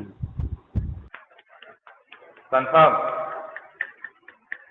प्लेन एंगल बनता है यहाँ पर कितना, अगर हम बात करें हेमिस्फीयर की तो प्लेन एंगल कितना बनता है, पाई बनता है ना। प्लेन एंगल अगर बात करोगे तो पाई बनता है।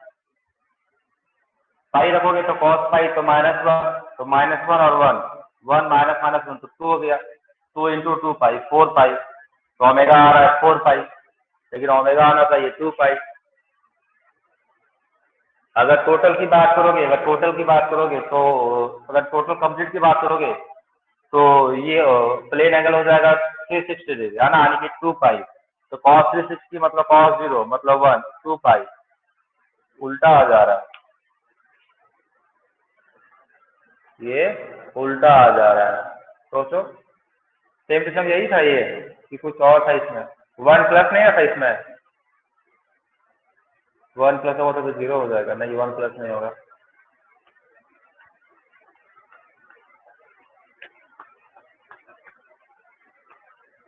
मेरे ख्याल से यही तो था, 2 pi into 1 minus cos theta. अगर ये हेमिस्फीयर है ना, तो इसके लिए प्लेन एंगल कितना हो जाएगा,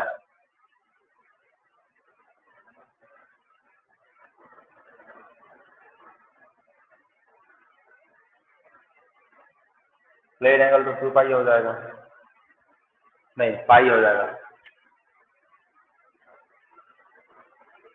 अच्छा कोई बात नहीं, मेरे ख्याल से यहाँ पर प्लेन एंगल पाई होना चाहिए, है ना, क्योंकि प्लेन एंगल में, है ना, प्लेन एंगल में हम लोग क्या लिए थे, एलिमेंट्स लिए थे, और एक तरफ का एलिमेंट दूसरे को भी कवर कर रहा था। तो अगर पाई बाई 2 लोगे तो cos पाई बाई 2 आने की 90 तो 2 पाई। हाँ वैसे आ रहा है। ध्यान रहा यहाँ जो थीटा था ना, यहाँ जो थीटा था, या छोड़ो इसको देख लेंगे फिर कभी ड्राइव करेंगे। यहाँ तक क्लियर है ना? वहां तक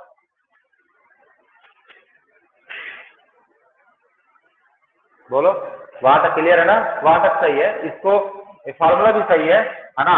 बस ध्यान देना कि थीटा किस तरह से लिए थे वहां पे, है ना? थीटा पे खेला, फार्मूला भी सही है। सर हम लोग जो यहाँ पे प्लेन एंगल लेते हैं वो पूरे स्फीयर के लिए लेंगे ना, जो हम लोग एक बार प्रूफ किए थे।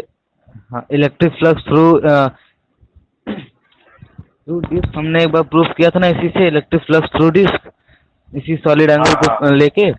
तो उसमें सर जो हम लोग एक एरिया ले रहे थे तो वो उसमें हाइपोथेटिकल पूरा बनाए थे स्फीयर, तब जाके लिए थे सॉलिड एंगल। हाँ हाइपोथेटिकल बनाए थे।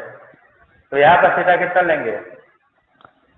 यहाँ पे थीटा पूरा स्फीयर का लीजिए, पूरा स्फीयर का हाइपोथेटिक। Yes sir. तो पूरा स्फीयर का तो 2 पाई हो जाएगा।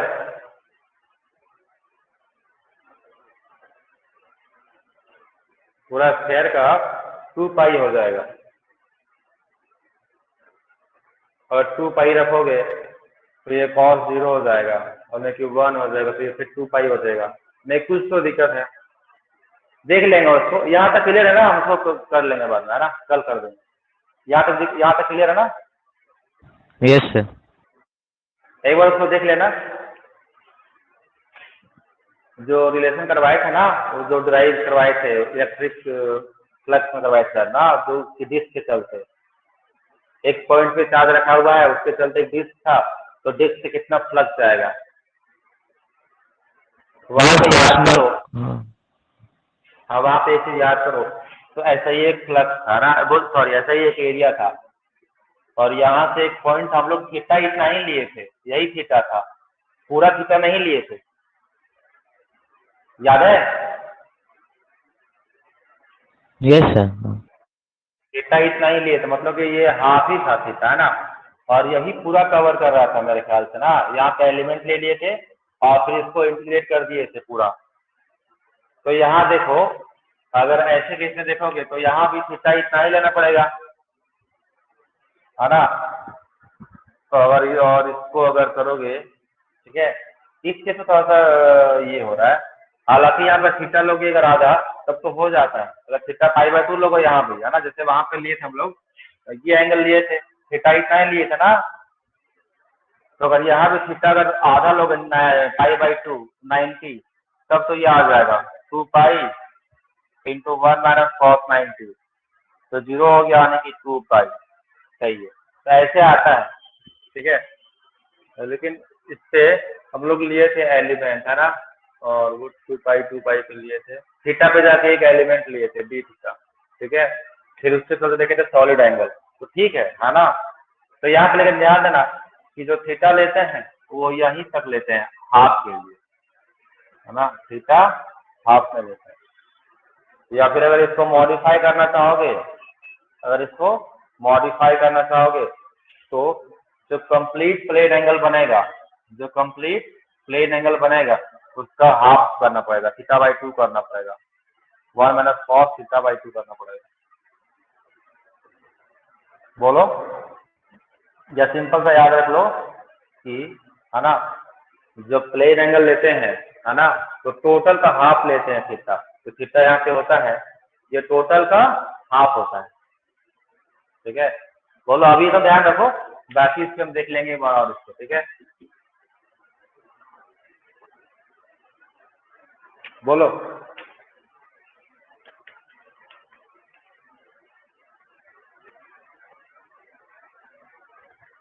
क्लियर है? ये वाला छोड़ के क्लियर है ना? इसको छोड़ के बाकी क्लियर है?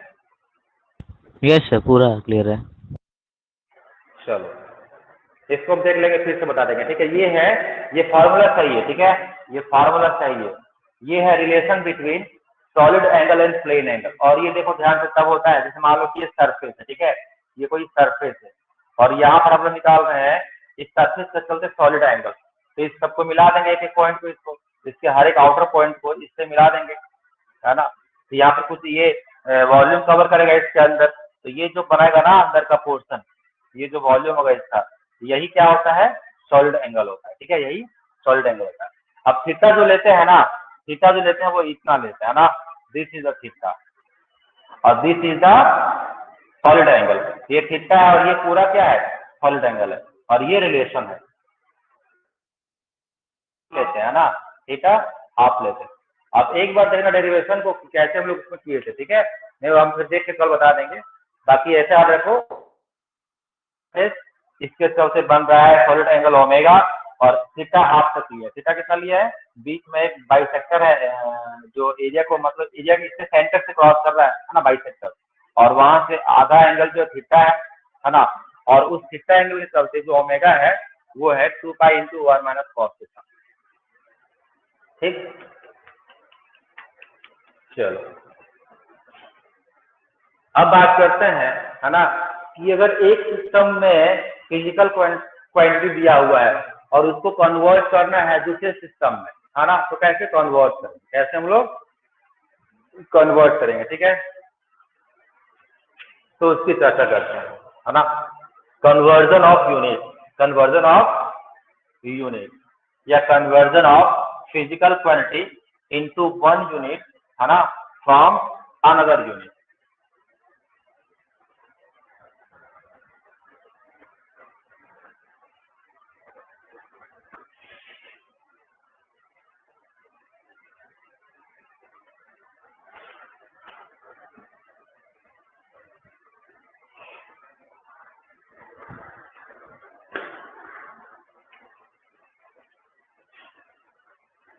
देखो, कन्वर्जन ऑफ यूनिट, ठीक है, कन्वर्जन ऑफ यूनिट। तो हम लोग जब एक यूनिट, एक फिजिकल क्वांटिटी को कन्वर्ट करते हैं तो उसकी वैल्यू क्या रहती है, सेम रहती है। जैसे मान लो कि 10 kg है, उसको ग्राम में कन्वर्ट कर दिए, लेकिन वैल्यू तो सेम है ना, 10 kg और 10,000 ग्राम में कोई डिफरेंस तो नहीं है, वैल्यू में तो डिफरेंस नहीं है। सर ये जो सर हाँ, वाला जो बोलो। फॉर्मूला सर, ये वाला जो फॉर्मूला सर गूगल पे चेक किए तो उसमें सर एक आर्क लिया था, मतलब ऐसे 100 मतलब 3D एक आर्क लिया था, और उसमें जो एंगल हाँ, लिया था वो जो पूरा आर्क सबटेंड कर रहा था उसका आधा ही एंगल ले रहा था। हाँ वही बोले ना, आधा एंगल ले रहा था। ठीक है, वहां पे एंगल आधा ही लेना है ना, बोलो। Yes sir. चलो ठीक है, उसको ध्यान रखना थोड़ा, ठीक है। बाकी उसके और वो देखेंगे, अभी उसको ऐसा याद रख लो कि जो भी प्लेन एंगल होगा उसका आधा लेंगे, ठीक है, और उसके साथ रिलेट करेंगे हम लोग सॉलिड एंगल को, omega equal to 2 pi into 1 minus cos of theta. ठीक है, where theta is the half of the full angle, है ना, जो पूरा एंगल बनाएगा ना सरफेस उसका हाफ लेंगे थीटा। अब देखो कन्वर्जन ऑफ यूनिट, है ना, कन्वर्जन ऑफ यूनिट। तो हम जब मैं ये बोल रहा था कि जब भी हम लोग किसी फिजिकल क्वांटिटी को एक सिस्टम से दूसरे सिस्टम में कन्वर्ट करते हैं तो उसकी वैल्यू क्या रहती है, कांस्टेंट रहती है। जैसे मान लो कि 10 ग्राम है, उसको केजी में करना है तो लिखेंगे 0.01 केजी, है तो दोनों सेम ही, लेकिन चेंज क्या कर दिया हमने, सिस्टम, पहले ग्राम में था अब किसमें कर दिया, केजी में, मतलब पहले था सीजीएस में अब किसमें कर दिया, एमसीएस। ठीक है, तो इस तरह से आपको आ सकता है। कन्वर्जन में ध्यान देना कि numerical value into unit, numerical value into unit, ये हमेशा कांस्टेंट रहेगा, ये हमेशा कांस्टेंट रहेगा। ठीक है, ये हमेशा क्या रहेगा, कांस्टेंट रहेगा। जैसे सपोज दैट की एग्जाम्पल के तौर पे अगर हम बात करें 10 kg, 10 kg, तो 10 kg में 10 क्या है, न्यूमेरिकल वैल्यू है, और kg क्या है, यूनिट इन वन सिस्टम। इसको कन्वर्ट करना है, कन्वर्ट इन, है ना, convert in CGS, convert in CGS. तो कैसे कन्वर्ट करोगे, सीजीएस में केजी को, सीजीएस में वो लोग मास को किसमें मेजर करते हैं, ग्राम में। ये मास है ना, ये मास है, ये किसमें दिया हुआ है, एनकेएस में दिया हुआ है, या एसआई में बोल सकते हो। इसको कन्वर्ट करना है सीजीएस में, तो सीजीएस में हम लोग मास को किसमें मेजर करते हैं, ग्राम में। ठीक है, तो 10 kg को क्या लिखेंगे, 10 kg equal to 10 into 1 kg equal to 1000 gram, ये हो गया 10 की पावर 4 ग्राम। ठीक है, अब ध्यान से देखो, ये वैल्यू और ये वैल्यू तो सेम है, लेकिन चेंज क्या कर दिया, यूनिट कर गया चेंज, तो उसके साथ साथ नंबर भी चेंज कर गया, न्यूमेरिकल वैल्यू। और ध्यान से देखो, यूनिट क्या हो रहा है, डिक्रीज कर रहा है, तो न्यूमेरिकल वैल्यू इंक्रीज कर रहा है, यानी कि जो n is inversely proportional to unit, ये कांस्टेंट, ये प्रूफ हो गया। दूसरी बात कि n इंटू यू कांस्टेंट है, ठीक है, तो कन्वर्जन करते समय n इंटू यू कांस्टेंट होना चाहिए, कन्वर्जन करते समय n इंटू यू कांस्टेंट होना चाहिए, ठीक है। जैसे एक और क्वेश्चन मान लो है, कन्वर्ट करना है आपको 10 किलोमीटर पर आवर, इसको कन्वर्ट करना है मीटर पर सेकेंड, इसमें मीटर पर सेकेंड, तो क्या करोगे, देखो ध्यान से, ये है किलोमीटर पर आवर में और ये है मीटर पर सेकेंड में, है ना। तो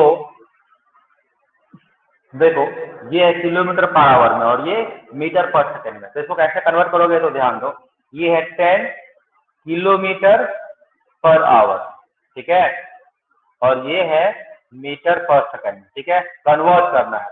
तो यहाँ पर एक चीज मान लो, है ना, सॉल्व करते समय, क्योंकि ध्यान से देखो, हम लोग जानते हैं कि n1 u1 equal to n2 u2 equal to constant, है ना।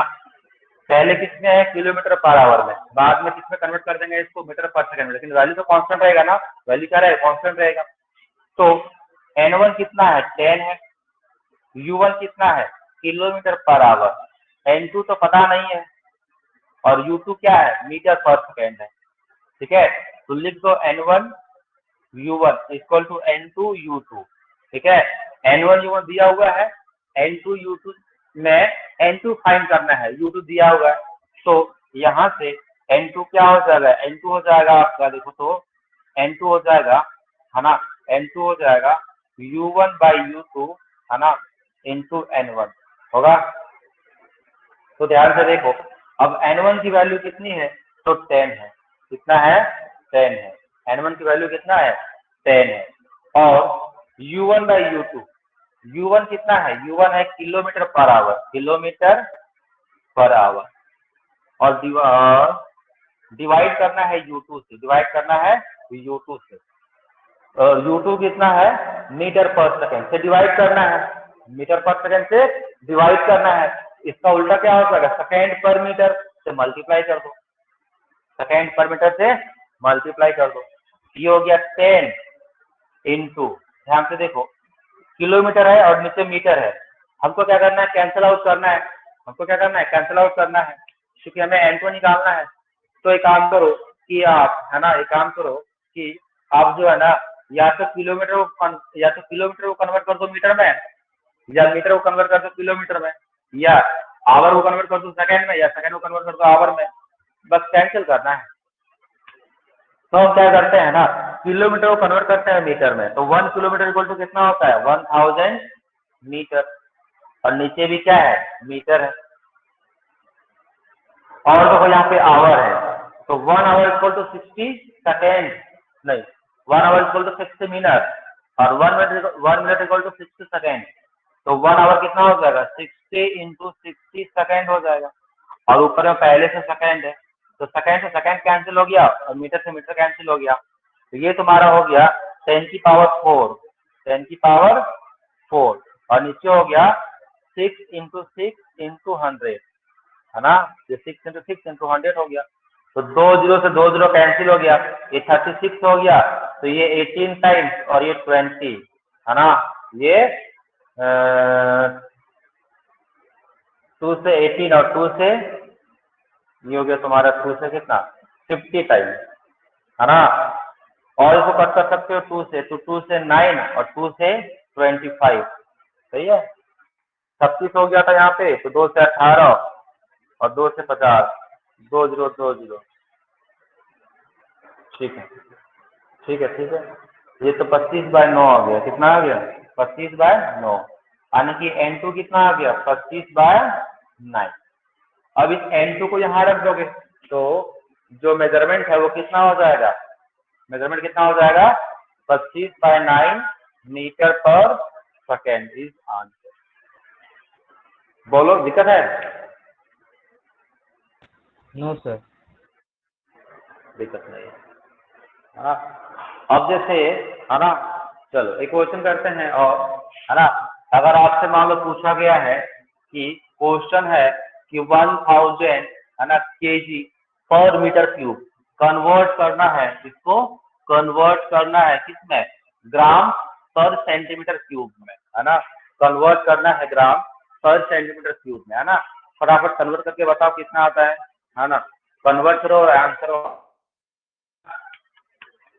कन्वर्ट करो सर, कोई ट्राई करो एक बार।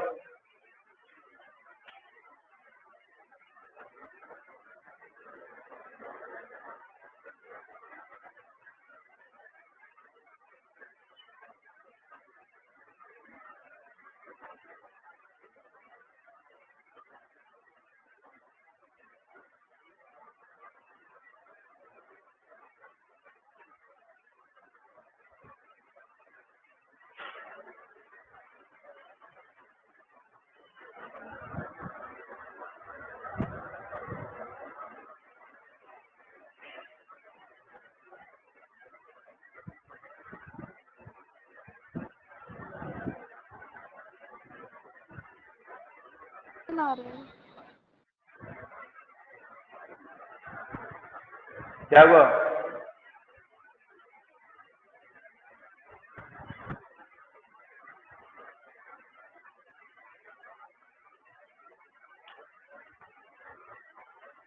सर 1 आ आंसर रहा कितना है। आ रहा है? हाँ ठीक है, 1 आंसर आएगा, 1। तो कहा रहे 1? Yes sir. चलो ठीक है। अर्पिता?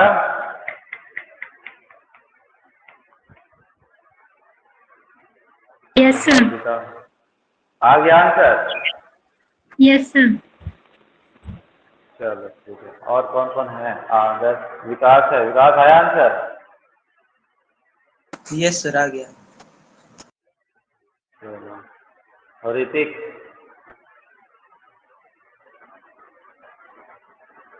ऋतिक आंसर आया तुम्हारा? सर कर रहे हैं। अच्छा कर रहा है, करो करो। देखो ध्यान से, ठीक है। देखो दिया हुआ है 1000 केजी पर मीटर क्यूब, कन्वर्ट करना है ग्राम सेंटीमीटर पर क्यूब, है ना। ये ऑब्वियस सी बात है, किसमें है, एमकेएस में, और ये ईजीएस में, है ना। अब इसको आपको कन्वर्ट करना है, इसे आपको कन्वर्ट करना है, ठीक है। तो कन्वर्जन में देखो ध्यान से, इसको बोल दो N1, numerical value in first unit, ये U1 है ना, यूनिट इन फर्स्ट सिस्टम, है ना। और ये आपका न्यूमेरिकल वैल्यू यहाँ पे दिया नहीं है, यही तो फाइंड करना है आपको। N2 आपको फाइंड करना है और U2 दे दिया है ना, ग्राम पर सेंटीमीटर क्यूब। तो N2 कितना हो जाएगा? N2 हो जाएगा U1/U2 इंटू N1 होगा। यहाँ से देखो, यही तो किए थे, है ना। तो N2 निकालना है, U1 कितना है? देखो U1 है तुम्हारा केजी पर मीटर क्यूब, और U2 कितना है? U2 है ग्राम पर सेंटीमीटर क्यूब, और N1 कितना है? तो 1000, है ना। यहाँ से N2 निकल जाएगा, N2 निकल जाएगा, उसको यहाँ रख दोगे, आंसर आ जाएगा, है ना। ऐसा ही क्वेश्चन पूछता है ना। नीट में तो ऐसा ही पूछता है, बिल्कुल सिंपल सिंपल, इससे टफ तो पूछा ही नहीं आज तक, ऐसा ही पूछता है सिंपल। तो देखो ये केजी हो गया, इसको क्या करो, कन्वर्ट कर दो ग्राम में, तो 1000 ग्राम अपॉन मीटर क्यूब, है ना। इसको लिख दो किसमें, सेंटीमीटर क्यूब में लिख दो। तो 1 metre equal to 100 centimetre.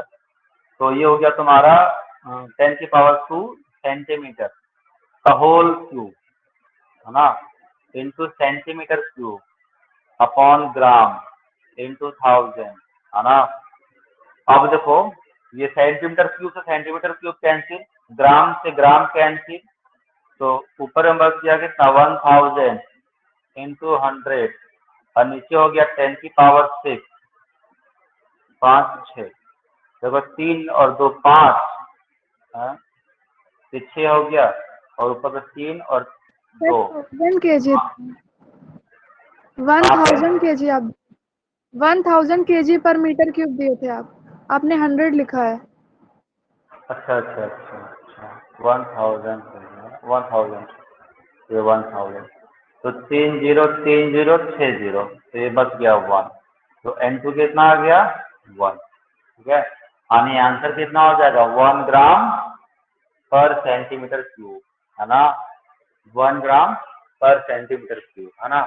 This is the density of water, है ना, पता है ना, वाटर की डेंसिटी यही होती है, ठीक है। और क्वेश्चन करोगे, एक और क्वेश्चन कर लो, ठीक है। यहाँ तक में कोई दिक्कत है तो बोलो, इसको इसमें कुछ नोट करना, नोट कर लो, फिर इसको रब कर देंगे। सर हो गया है। यस हो गया सर। है, यस सर। चलो।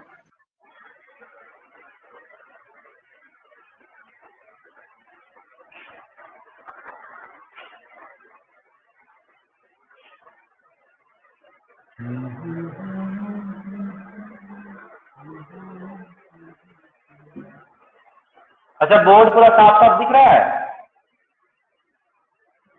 Yes sir. Yes sir. दिख रहा है ना। अरे हमको लगा ना नेट का इश्यू हो जाएगा, लेकिन नेट का इश्यू नहीं हो रहा, क्योंकि मेरे पास आइडिया का है, और आइडिया का जो स्पीड वो ठीक ठाक रहता है, जियो से बढ़िया ही रहता है। जियो का तो इससे भी थोड़ा कम ही रहता है इधर, तो यहाँ पे आइडिया का ठीक रहता है। कोई दिक्कत नहीं ना, अभी आराम से पढ़ सकते हो ना। कितना टाइम हो रहा है अभी? सर बीच बीच में आपकी आवाज अटकने लग रही है अभी थोड़ी देर से ही। अच्छा अच्छा, अभी बोल रहे हैं कि कितना टाइम हो गया, अभी पढ़ सकते हो ना और कुछ देर तक? Yes sir. क्लियर नहीं आ रहा आपका आवाज। सर क्लियर है। क्लियर तो है यस।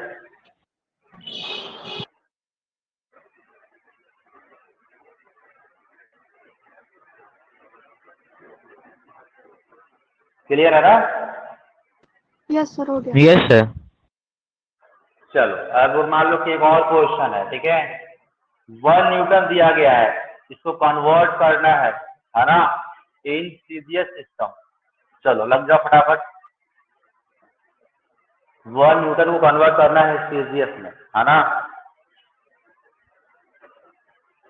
1 न्यूटन को कन्वर्ट करना है सीजीएस में, करो कन्वर्ट।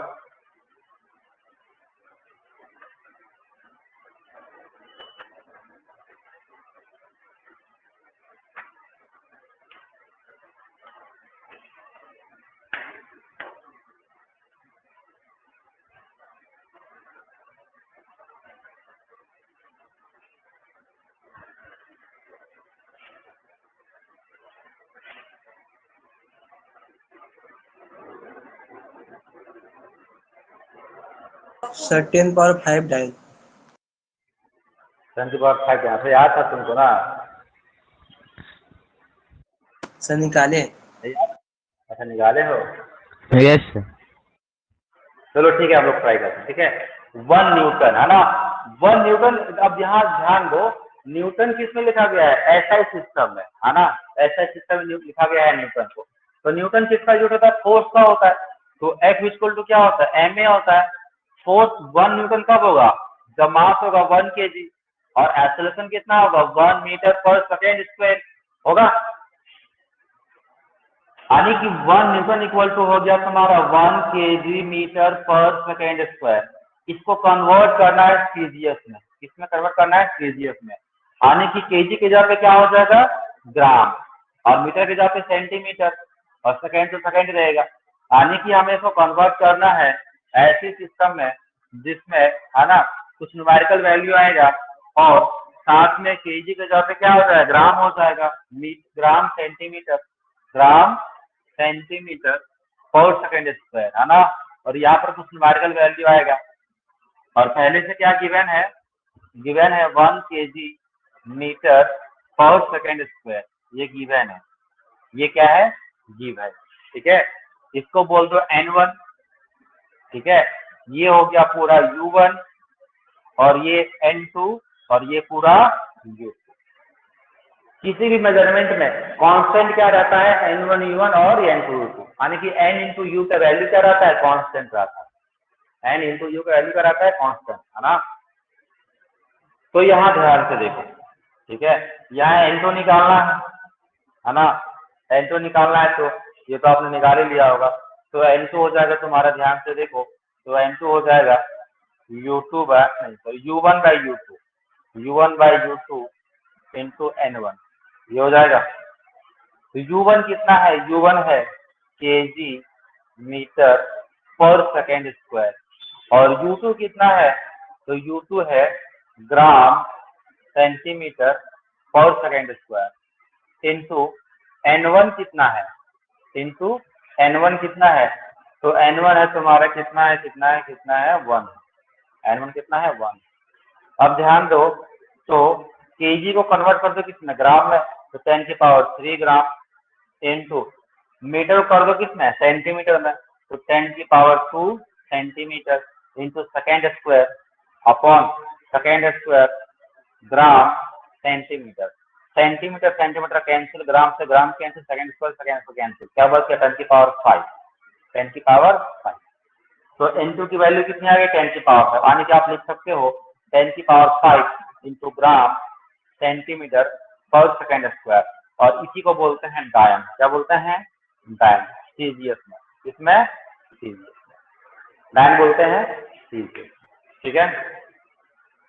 बोलो, अब देखो, अब बहुत सारे बच्चे क्या करते हैं ना, कन्वर्जन को ऐसा ही कर देते हैं, ऐसा ही हो जाएगा। जैसे मान लो कि 1 kg मीटर पर सेकेंड स्क्वायर, इसको कितना करना है ग्राम सेंटीमीटर पर सेकेंड स्क्वायर में, तो यहीं पे रख सकते हो, kg को रख दो ग्राम, मीटर को रख दो सेंटीमीटर।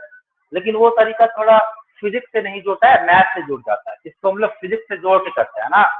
ऐसे करोगे तो अच्छा रहेगा, है ना। हालांकि ऐसे भी करोगे तो आंसर आ जाएगा, आंसर आने में कोई दिक्कत नहीं है, क्योंकि चीज वही है, वहीं से आया है, ठीक है। लेकिन ऐसे बढ़िया लगता है। बोलो।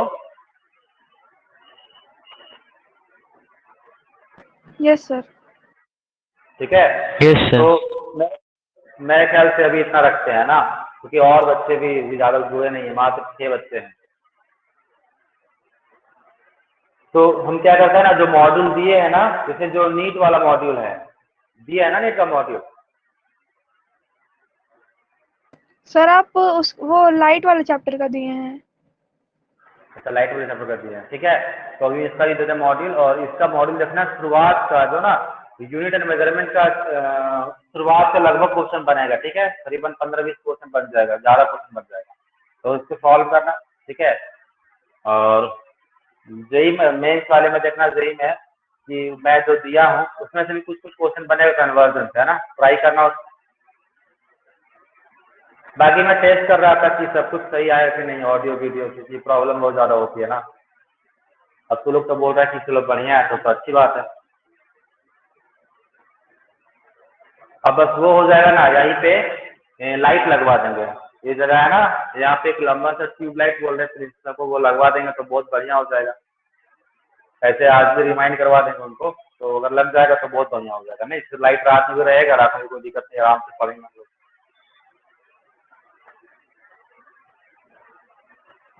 बोलो।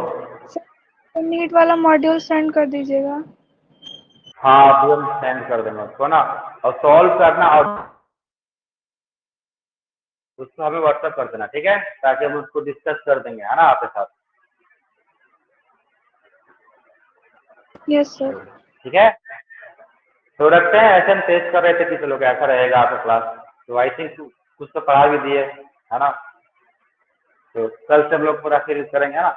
जैसे ये एक तरह समझो कि आपका टारगेट बैच रहेगा, ठीक है। यहाँ पे चलेंगे हम लोग स्पीड में, जो चीज अगर पहले से आ रहा होगा तो बोलना कि सर ये आता है, ये हमें फटाफट बता दो, और अगर जो नहीं आ रहा है उसमें सर थोड़ा बढ़िया सलाह दीजिए, ये हमको मतलब कि जैसे मतलब कुछ टॉपिक ऐसा है जो नहीं आ रहा है, तो उसमें बोलना, हम रुक के बताएंगे बढ़िया से। जो आ रहा है उसमें थोड़ा फास्ट चलेंगे, है ना। Yes sir. चलो ठीक है, कितना टाइम हो रहा है अभी? 11:45। ठीक है, हम लोग 1 घंटा पढ़ लिया ना, 1 घंटा ज्यादा पढ़ लिया। Yes sir. चलो ठीक है ना, मॉडल में सेंड कर दूंगा, तब तक बनाना, है ना। चलो good day sir. Good day. Good day sir. Good day.